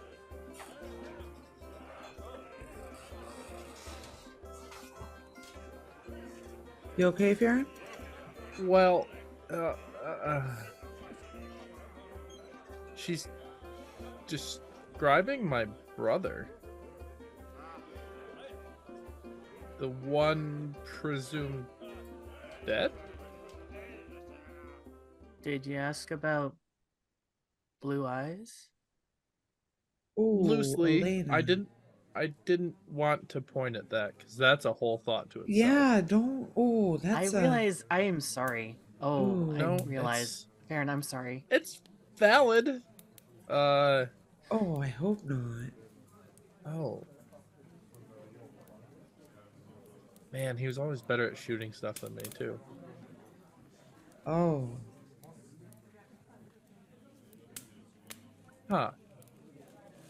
I haven't seen Rindo in a long time.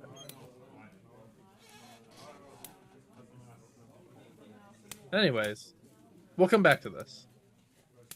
Sounds a little familiar. Mm-hmm. So, as you all are kind of chatting about this, Scass just sitting there like, we're going? Yeah. It's all right. So if I'm gonna get my ass chewed, might as well get it done fast, sooner than later. All right, let's go. He leads you out, outside of the Three Flag Sailing, down towards Luskan Arms. Luskan Arms, it looks like the coat of arms for Luskan, held up by two arms on the sign. Inside this place is a little bit more quiet. There's only a couple patrons, one of which is the speaker. And he's sitting with a little cage about 2 feet by 2 feet by 2 feet or so. In it are two flying snakes. Little animals about maybe 3 feet in length with wings. A green one and a red one. Do they seem sluggish? He is feeding them as such in the picture. Don't even bother. No, they do not. They are like snapping at the little... Really? Despite the cold? It's quite warm in here. There's a big blazing fire. Okay. You walk in. Scython's like, got a problem, boss. He drops the little thing into it. Turns back. Scath? Yeah, Scass says that, sorry. Thank you. Yeah. Got a problem, boss. Turns over. Spico Max and I was like, You know, I just got word about you. And he's looking directly at you, Elaina. Maybe a couple hours ago, when you just fall into my lap. Your uncle will pay so well.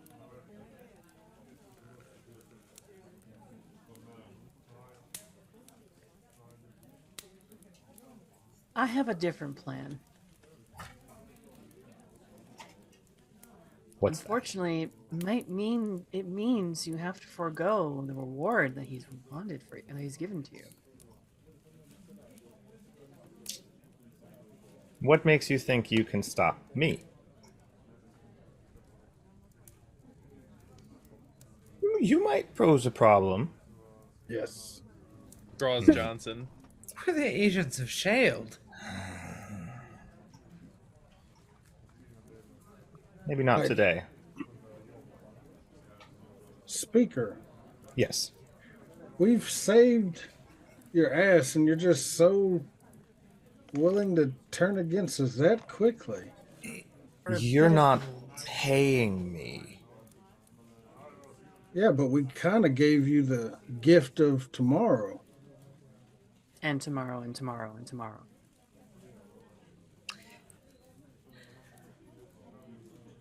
What says I shouldn't signal your uncle that you're here? Right now. Go for it. Hold on. Reaches I'm into his here to shirt, pulls I'm out a little here- crystal, and is holding it in his hand. I'm here to talk. Maybe offer a counteroffer. Maybe there is something that we can do for you, for your silence. What could you do for me? Oh, I don't know. What does a member of a Zentarum want? Money, power. That's it? What else is there?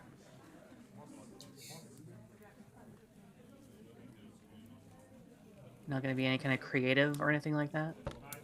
Anything other than money and power? Once you get that, I mean, That's I've all I had it at need, one and I point. can leave this shithole.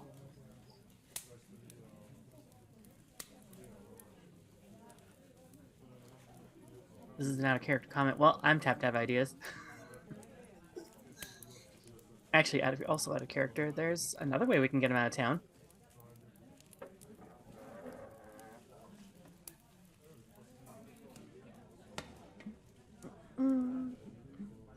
He's just holding the crystal in his hand, and it looks like he's about to just snap it in half. No I have a reason at question. all? Oh, yes. I might have an answer. I got word that someone looking like me walked through here. So many people walk through here. What's one other person with a face similar to yours or not? I don't care. Sure, but you seem to know things. More than I would ever let on. Clearly. DM, Mm-hmm. can I do some kind of knowledge check on the device that he's using there, just to know the specifics of what that does? Sure, you can make an Arcana check. Okay. DM, can I have a description of this guy? He's like a Weasley looking human. Yes, Weasley looking. He's like got like deep set, sullen looking eyes. Like, if you can think of like anybody seen Ratatouille? Yeah. So kind of like I can't remember his name, but the bad foodie guy, except a little bit more meat to his bones, and got mutton chops going, Okay. and a chin strap. Okay. I rolled an 18. It looks like kind of like a generic one-time use spell item, and based off him saying that he's going to tell your uncle, it might be some sort of like one-time sending thing or a scry thing, some way that this item would help him inform your uncle.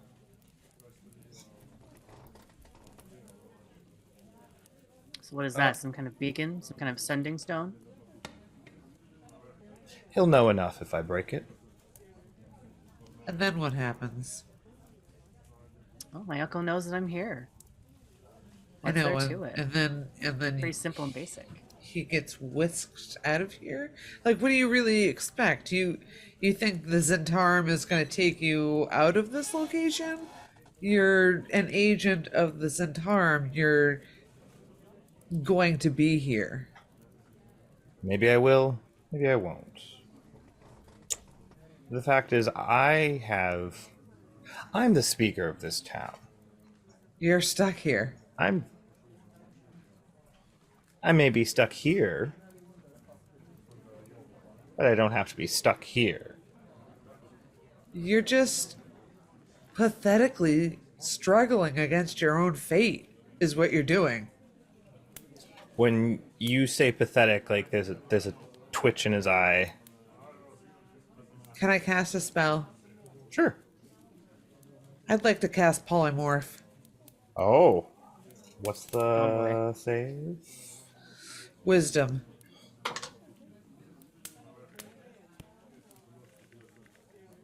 Seven. 15. What do you turn the speaker into? A rat. Yes. I'm making a break for that crystal he had. Yeah. Yes. It drops and ding ding ding on the desk. Oh, that's mine. Yep. And I swoop forward and I grab the rat by the tail. It tries to bite you.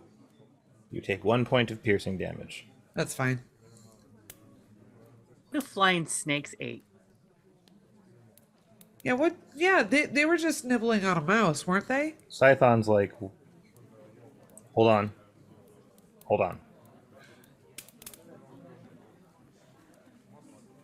Don't kill him just yet. Just. It's probably not a good idea to feed him to the snakes. He'll probably turn back into himself. Scython. I wasn't gonna actually do it. I was.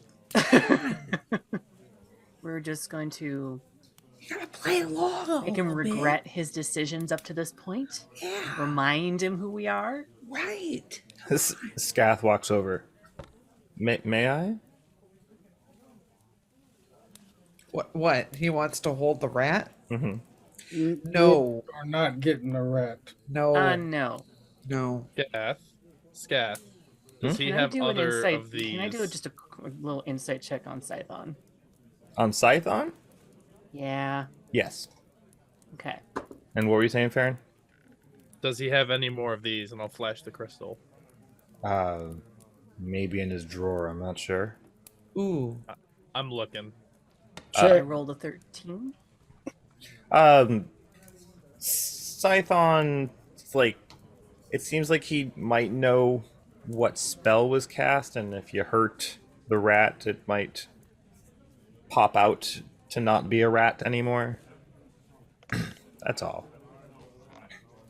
He seems more bent on keeping Maxilnar as a rat. Farron, you're going to check the desk. Please roll an investigation check. If anybody's helping you, you get advantage. All right, call's helping. Yeah, I'm helping. All right, that's an 18 with the advantage. You find several drawers unlocked. With that, you do find that in one of them there is a secret compartment in one of the drawers, but it is locked, and you're not sure how to open it or how to unlock it. Can I take the whole drawer? Sure. Drawer Paul, comes I need out. your sack. Yeah, I'll come over with the sack and put the drawer in it. Put the whole drawer in the sack.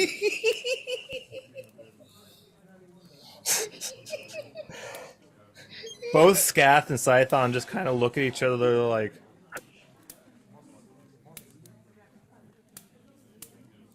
I'll drop the crystal in the sack. Like, Scath's like, I got an idea.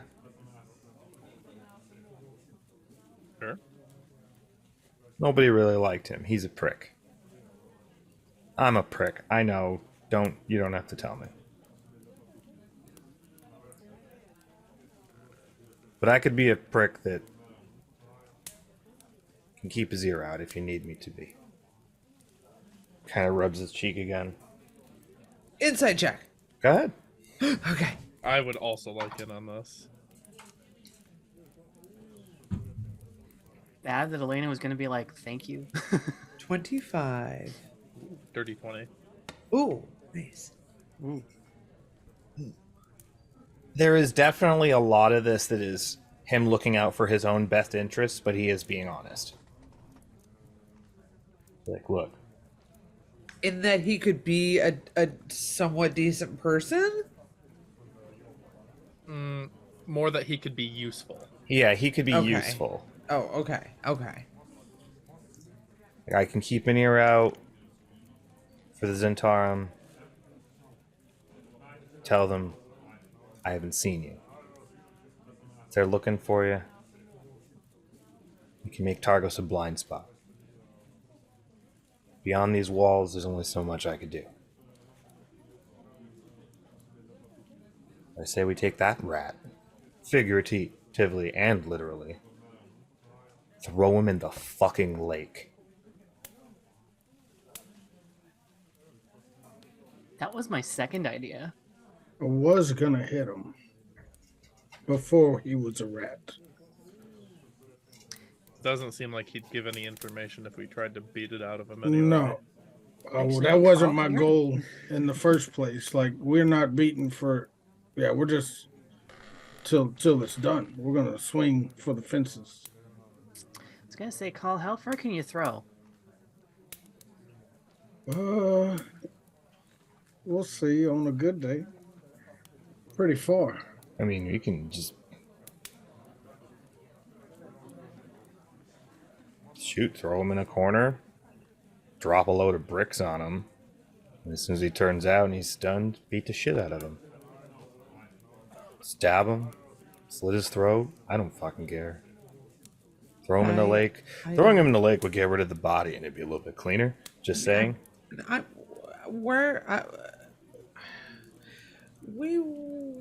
don't know if we were ever here to really like do your dirty work. It sounds like you want us to do your dirty work. I mean, will you give me the rat? No. Then you're not Then- letting me do the dirty work.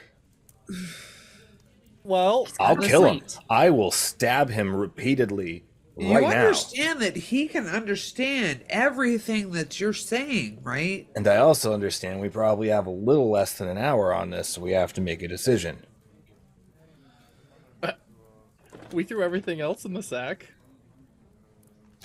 I say you take Johnson and you whack this thing right out into the middle of the lake. I did play in Yes, a league back take home. your Johnson and whack that rat out into the distance. See how far with your Johnson you can launch this rat from land to water. Yeah, let's go out. I know what I'm saying. Let's go out onto the wall. Ooh, I like that idea. Oh, All I have right. a second part. Is this what we're doing? Yes. All Yes. right. And he leads you out of what's been happening. Before I hand the rat over, are there any other Zentarum agents in the 10 towns? In the 10 towns, yes, but I don't know anyone outside of Targos. Insight check. Go ahead.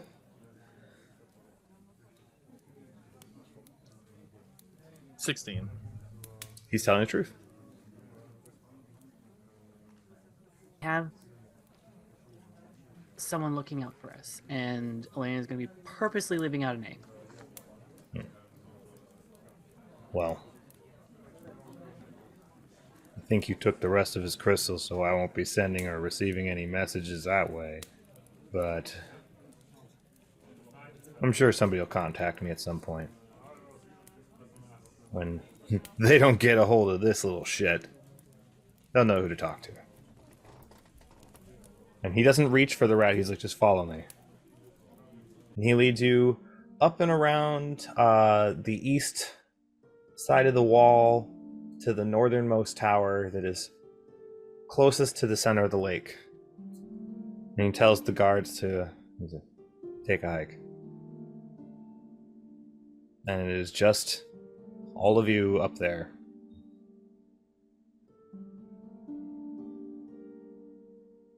Right. Laurel Baron's will, warming up his swing. Laurel will hand hand it off to Call to be the pitcher.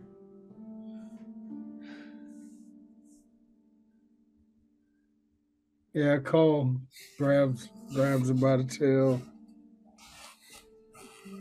just holds it up. It's like, is this how we're doing this? T-ball style. If you want. All right. I'm going to make this count. Yeah, go ahead. He's holding the rat there, even though it's trying to bite him. Go ahead and make the attack with advantage. I'm going to cast and activate Zephyr Strike on top of that. Nice. All you take 1 point of piercing damage as the rat bites you.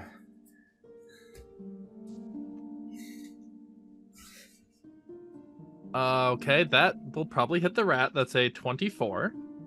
Yeah. And Yami gets an improved buff now. Oh my god. So I'm going to pump that into this. Let me double check. I'm not cheating. Yes. Oh, no, not yet. That's fine. So let's roll damage. 28 points of damage, mixed magical slashing, force, and ice. Okay, so here's what I've been trying to figure out. Yeah, the rat has 1 hit point. So, what I'm thinking is, there's got to be like some sort of exchange of force here. Yeah. So, like, he's a rat, and he Right. instantaneously takes all that damage, but he's going to take the speed going with it as a rat, and then turn into a human. He's probably going to speed up when that happens because of the mass change. So I have a second attack, and I have a laser rifle. Could I swing, grab the rifle, and take a shot? With I know it's a lot. advantage. With advantage. Yes. Do it. Hell yeah. Okay, so think. Fuck you. And he's just sailing off, and make your attack. His AC is 16. I rolled a 14, which comes to a 16. Oh, roll damage. Okay.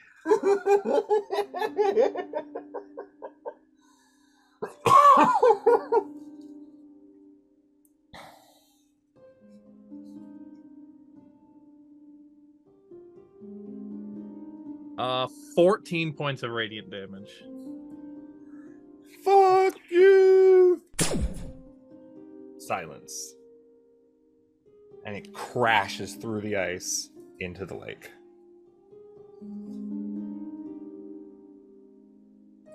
Scath's like, God, I'm glad we said you just punched me. Yeah, it didn't involve weapons, that's true. Yeah, and he's the more lenient one. Pretty fair. Oh, fuck me. I made a good decision today, I think. I'd say so. Well, yeah, you did. So he disappeared, and I don't know what happened to him. I reminded him who we were. We gave him a chance. He was power hungry. Well, clearly. This is the second speaker we've noticed that's disappeared. Huh. Weird. Scython's just kind of looking at you all like,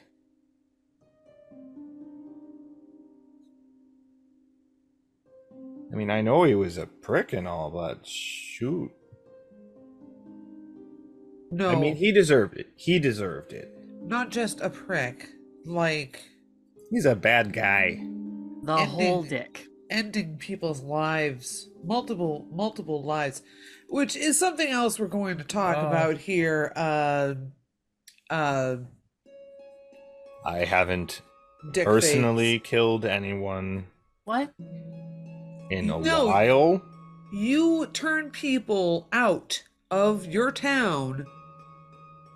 Targos is one of the towns that turn people out, and you're going to stop doing that. I have to stop taking bribes, don't I? You're going to stop doing Yep. that.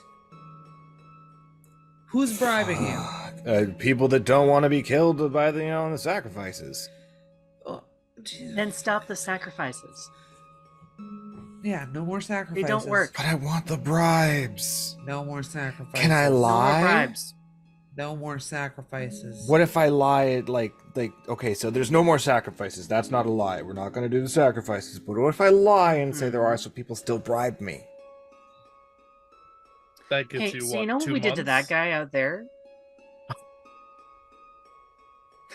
That's fair enough. What is your, Yeah. Like, do you value I'm your kind life? of excited for I do, performance, but I that- don't but- want it to be with you. I do value my life, but I also value money. Which do you value more? We're gonna go with my life in this Oh, instance. So well, I'm just gonna yeah. we're gonna Good stop. choice, buddy. Good choice. There are You're- other and better and more effective ways for you to make money than taking bribes. Maybe fair enough. But it's some easier. sense into you. Bribes are quick and easy though.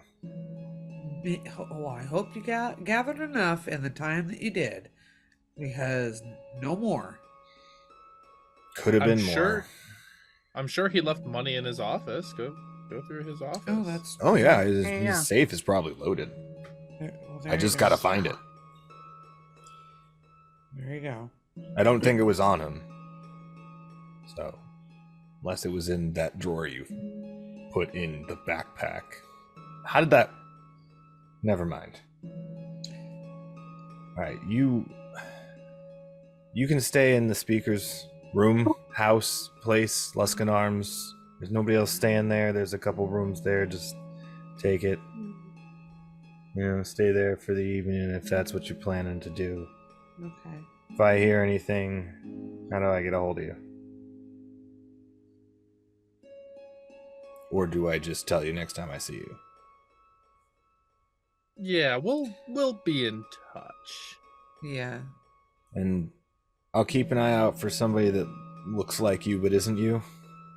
Yeah, Elaina brought up a good point, especially if the eyes are blue.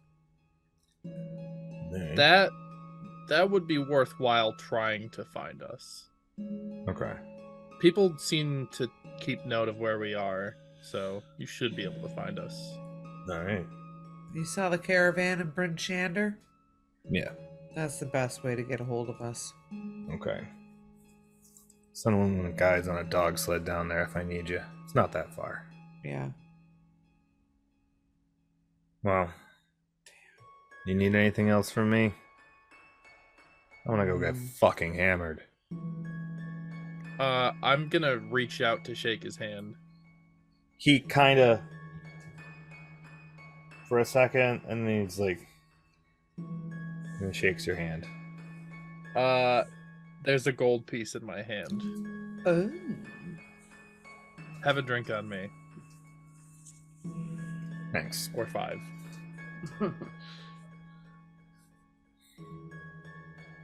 So you head, do you head back to the Luskin Arms? Yeah, if there's gonna be warm food there. Yeah, heading back into Luskin Arms.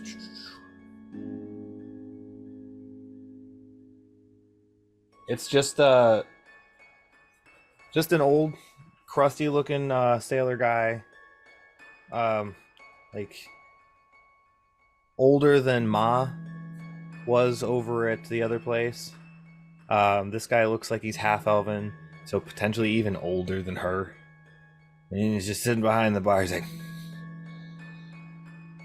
"Where'd the shithead go?" That's a good question. Fuck him.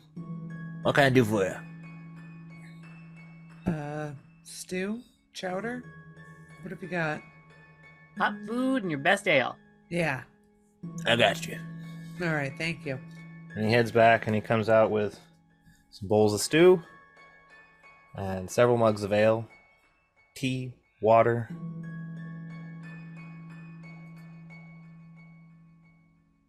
Enjoy. Thanks. Yeah.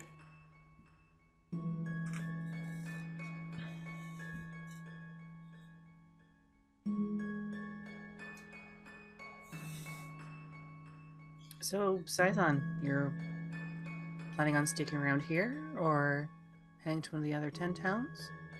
And if you've got scath under your thumb like that, I don't think I need to stick around here. I would appreciate if you stuck around here, Scython. You sure? I definitely would appreciate if you stuck around I mean, here. I don't trust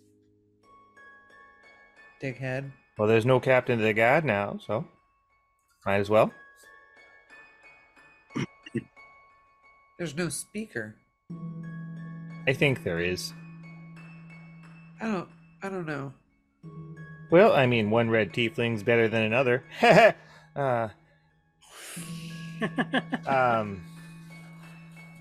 Would you really? I don't want to be in charge of nothing. Well, if there's anyone that we can trust, it's you, right? And just looks at the rest of the group. Oh, I mean, yeah, you can trust me, but I think you can trust somebody that you put the fear of God into a little bit more sometimes. Well, I mean, we did take you on this adventure. Haven't you gotten the fear of God in you yet? I got the fear of you into me. I died, you all didn't, and you killed the things that killed me. Come on. Double And then entendre we check? kind of went mafia on the guy that Is that used what to the be the kids speaker call here. it nowadays?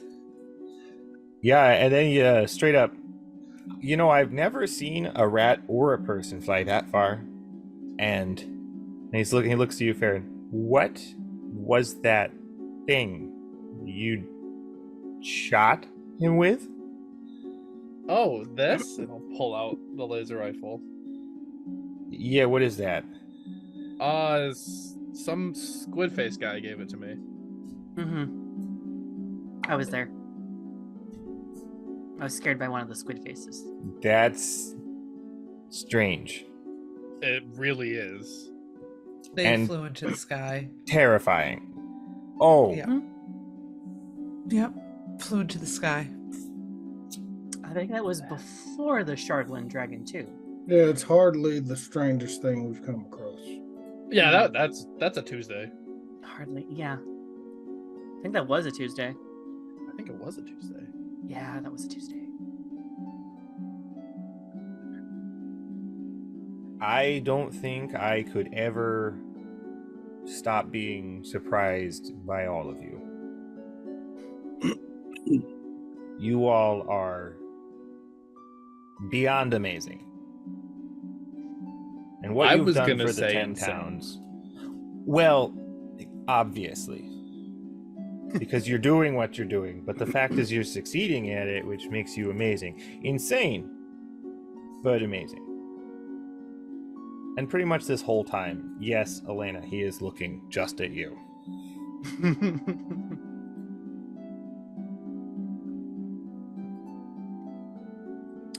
Well, I hope we can have maybe a few surprises as well. Speaking of surprises, Dearest niece, it was quite unfortunate that you escaped. My good friends are coming for you. Do not fret, young one. I'll have you soon. Elaina goes ghostly pale and drops what is left of her stew on the floor. and that's where we're going to end tonight.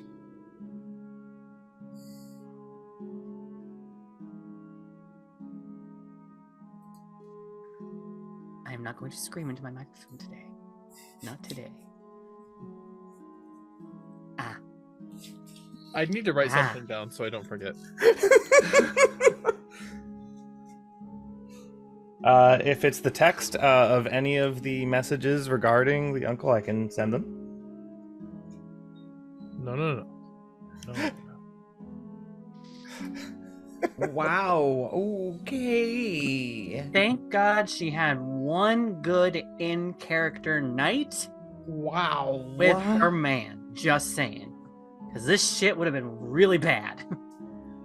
Wow. Fucking twists, man. What'd you write it down, man? I'm working on it. And there's another Farron / probably Rindo / any of his huge family. A whole lot of family reunions. Great. And I don't think any of them are good. No, Great. they're not. God What damn it! happens I thought when the I Charlotte had- Dragon was bad. I had time to plan things, y'all. Yeah, right. Yeah. You Don't- sure I'll did. say. Don't worry, everyone. There's more from all of y'all's backgrounds. I'm writing down for a blind sight check when we come back. That's top of my list right now. You're gonna have to address the your freaking shaken leader right now, who looks like he's gonna fucking faint. And a broken stew bowl on the floor. Yami's got that part covered. Yeah. It's already clean. Yeah. Bowl and all, he ate it all. Yeah. Call Oh doesn't damn. like Oh, any of damn. this. He still doesn't know who we're fighting. Like, who the fuck is supposed to be coming for us? I've got goosebumps, guys. Yeah. That was like, oh, this is good stuff. Oh wait, here's a bad thing. Oh, this is good. Oh, baseball swing a rat. Oh, it's really bad. Baseball swing a rat. Oh. Dink! I'm gonna have to like find like a metal bat hit sound and just right there. Yeah.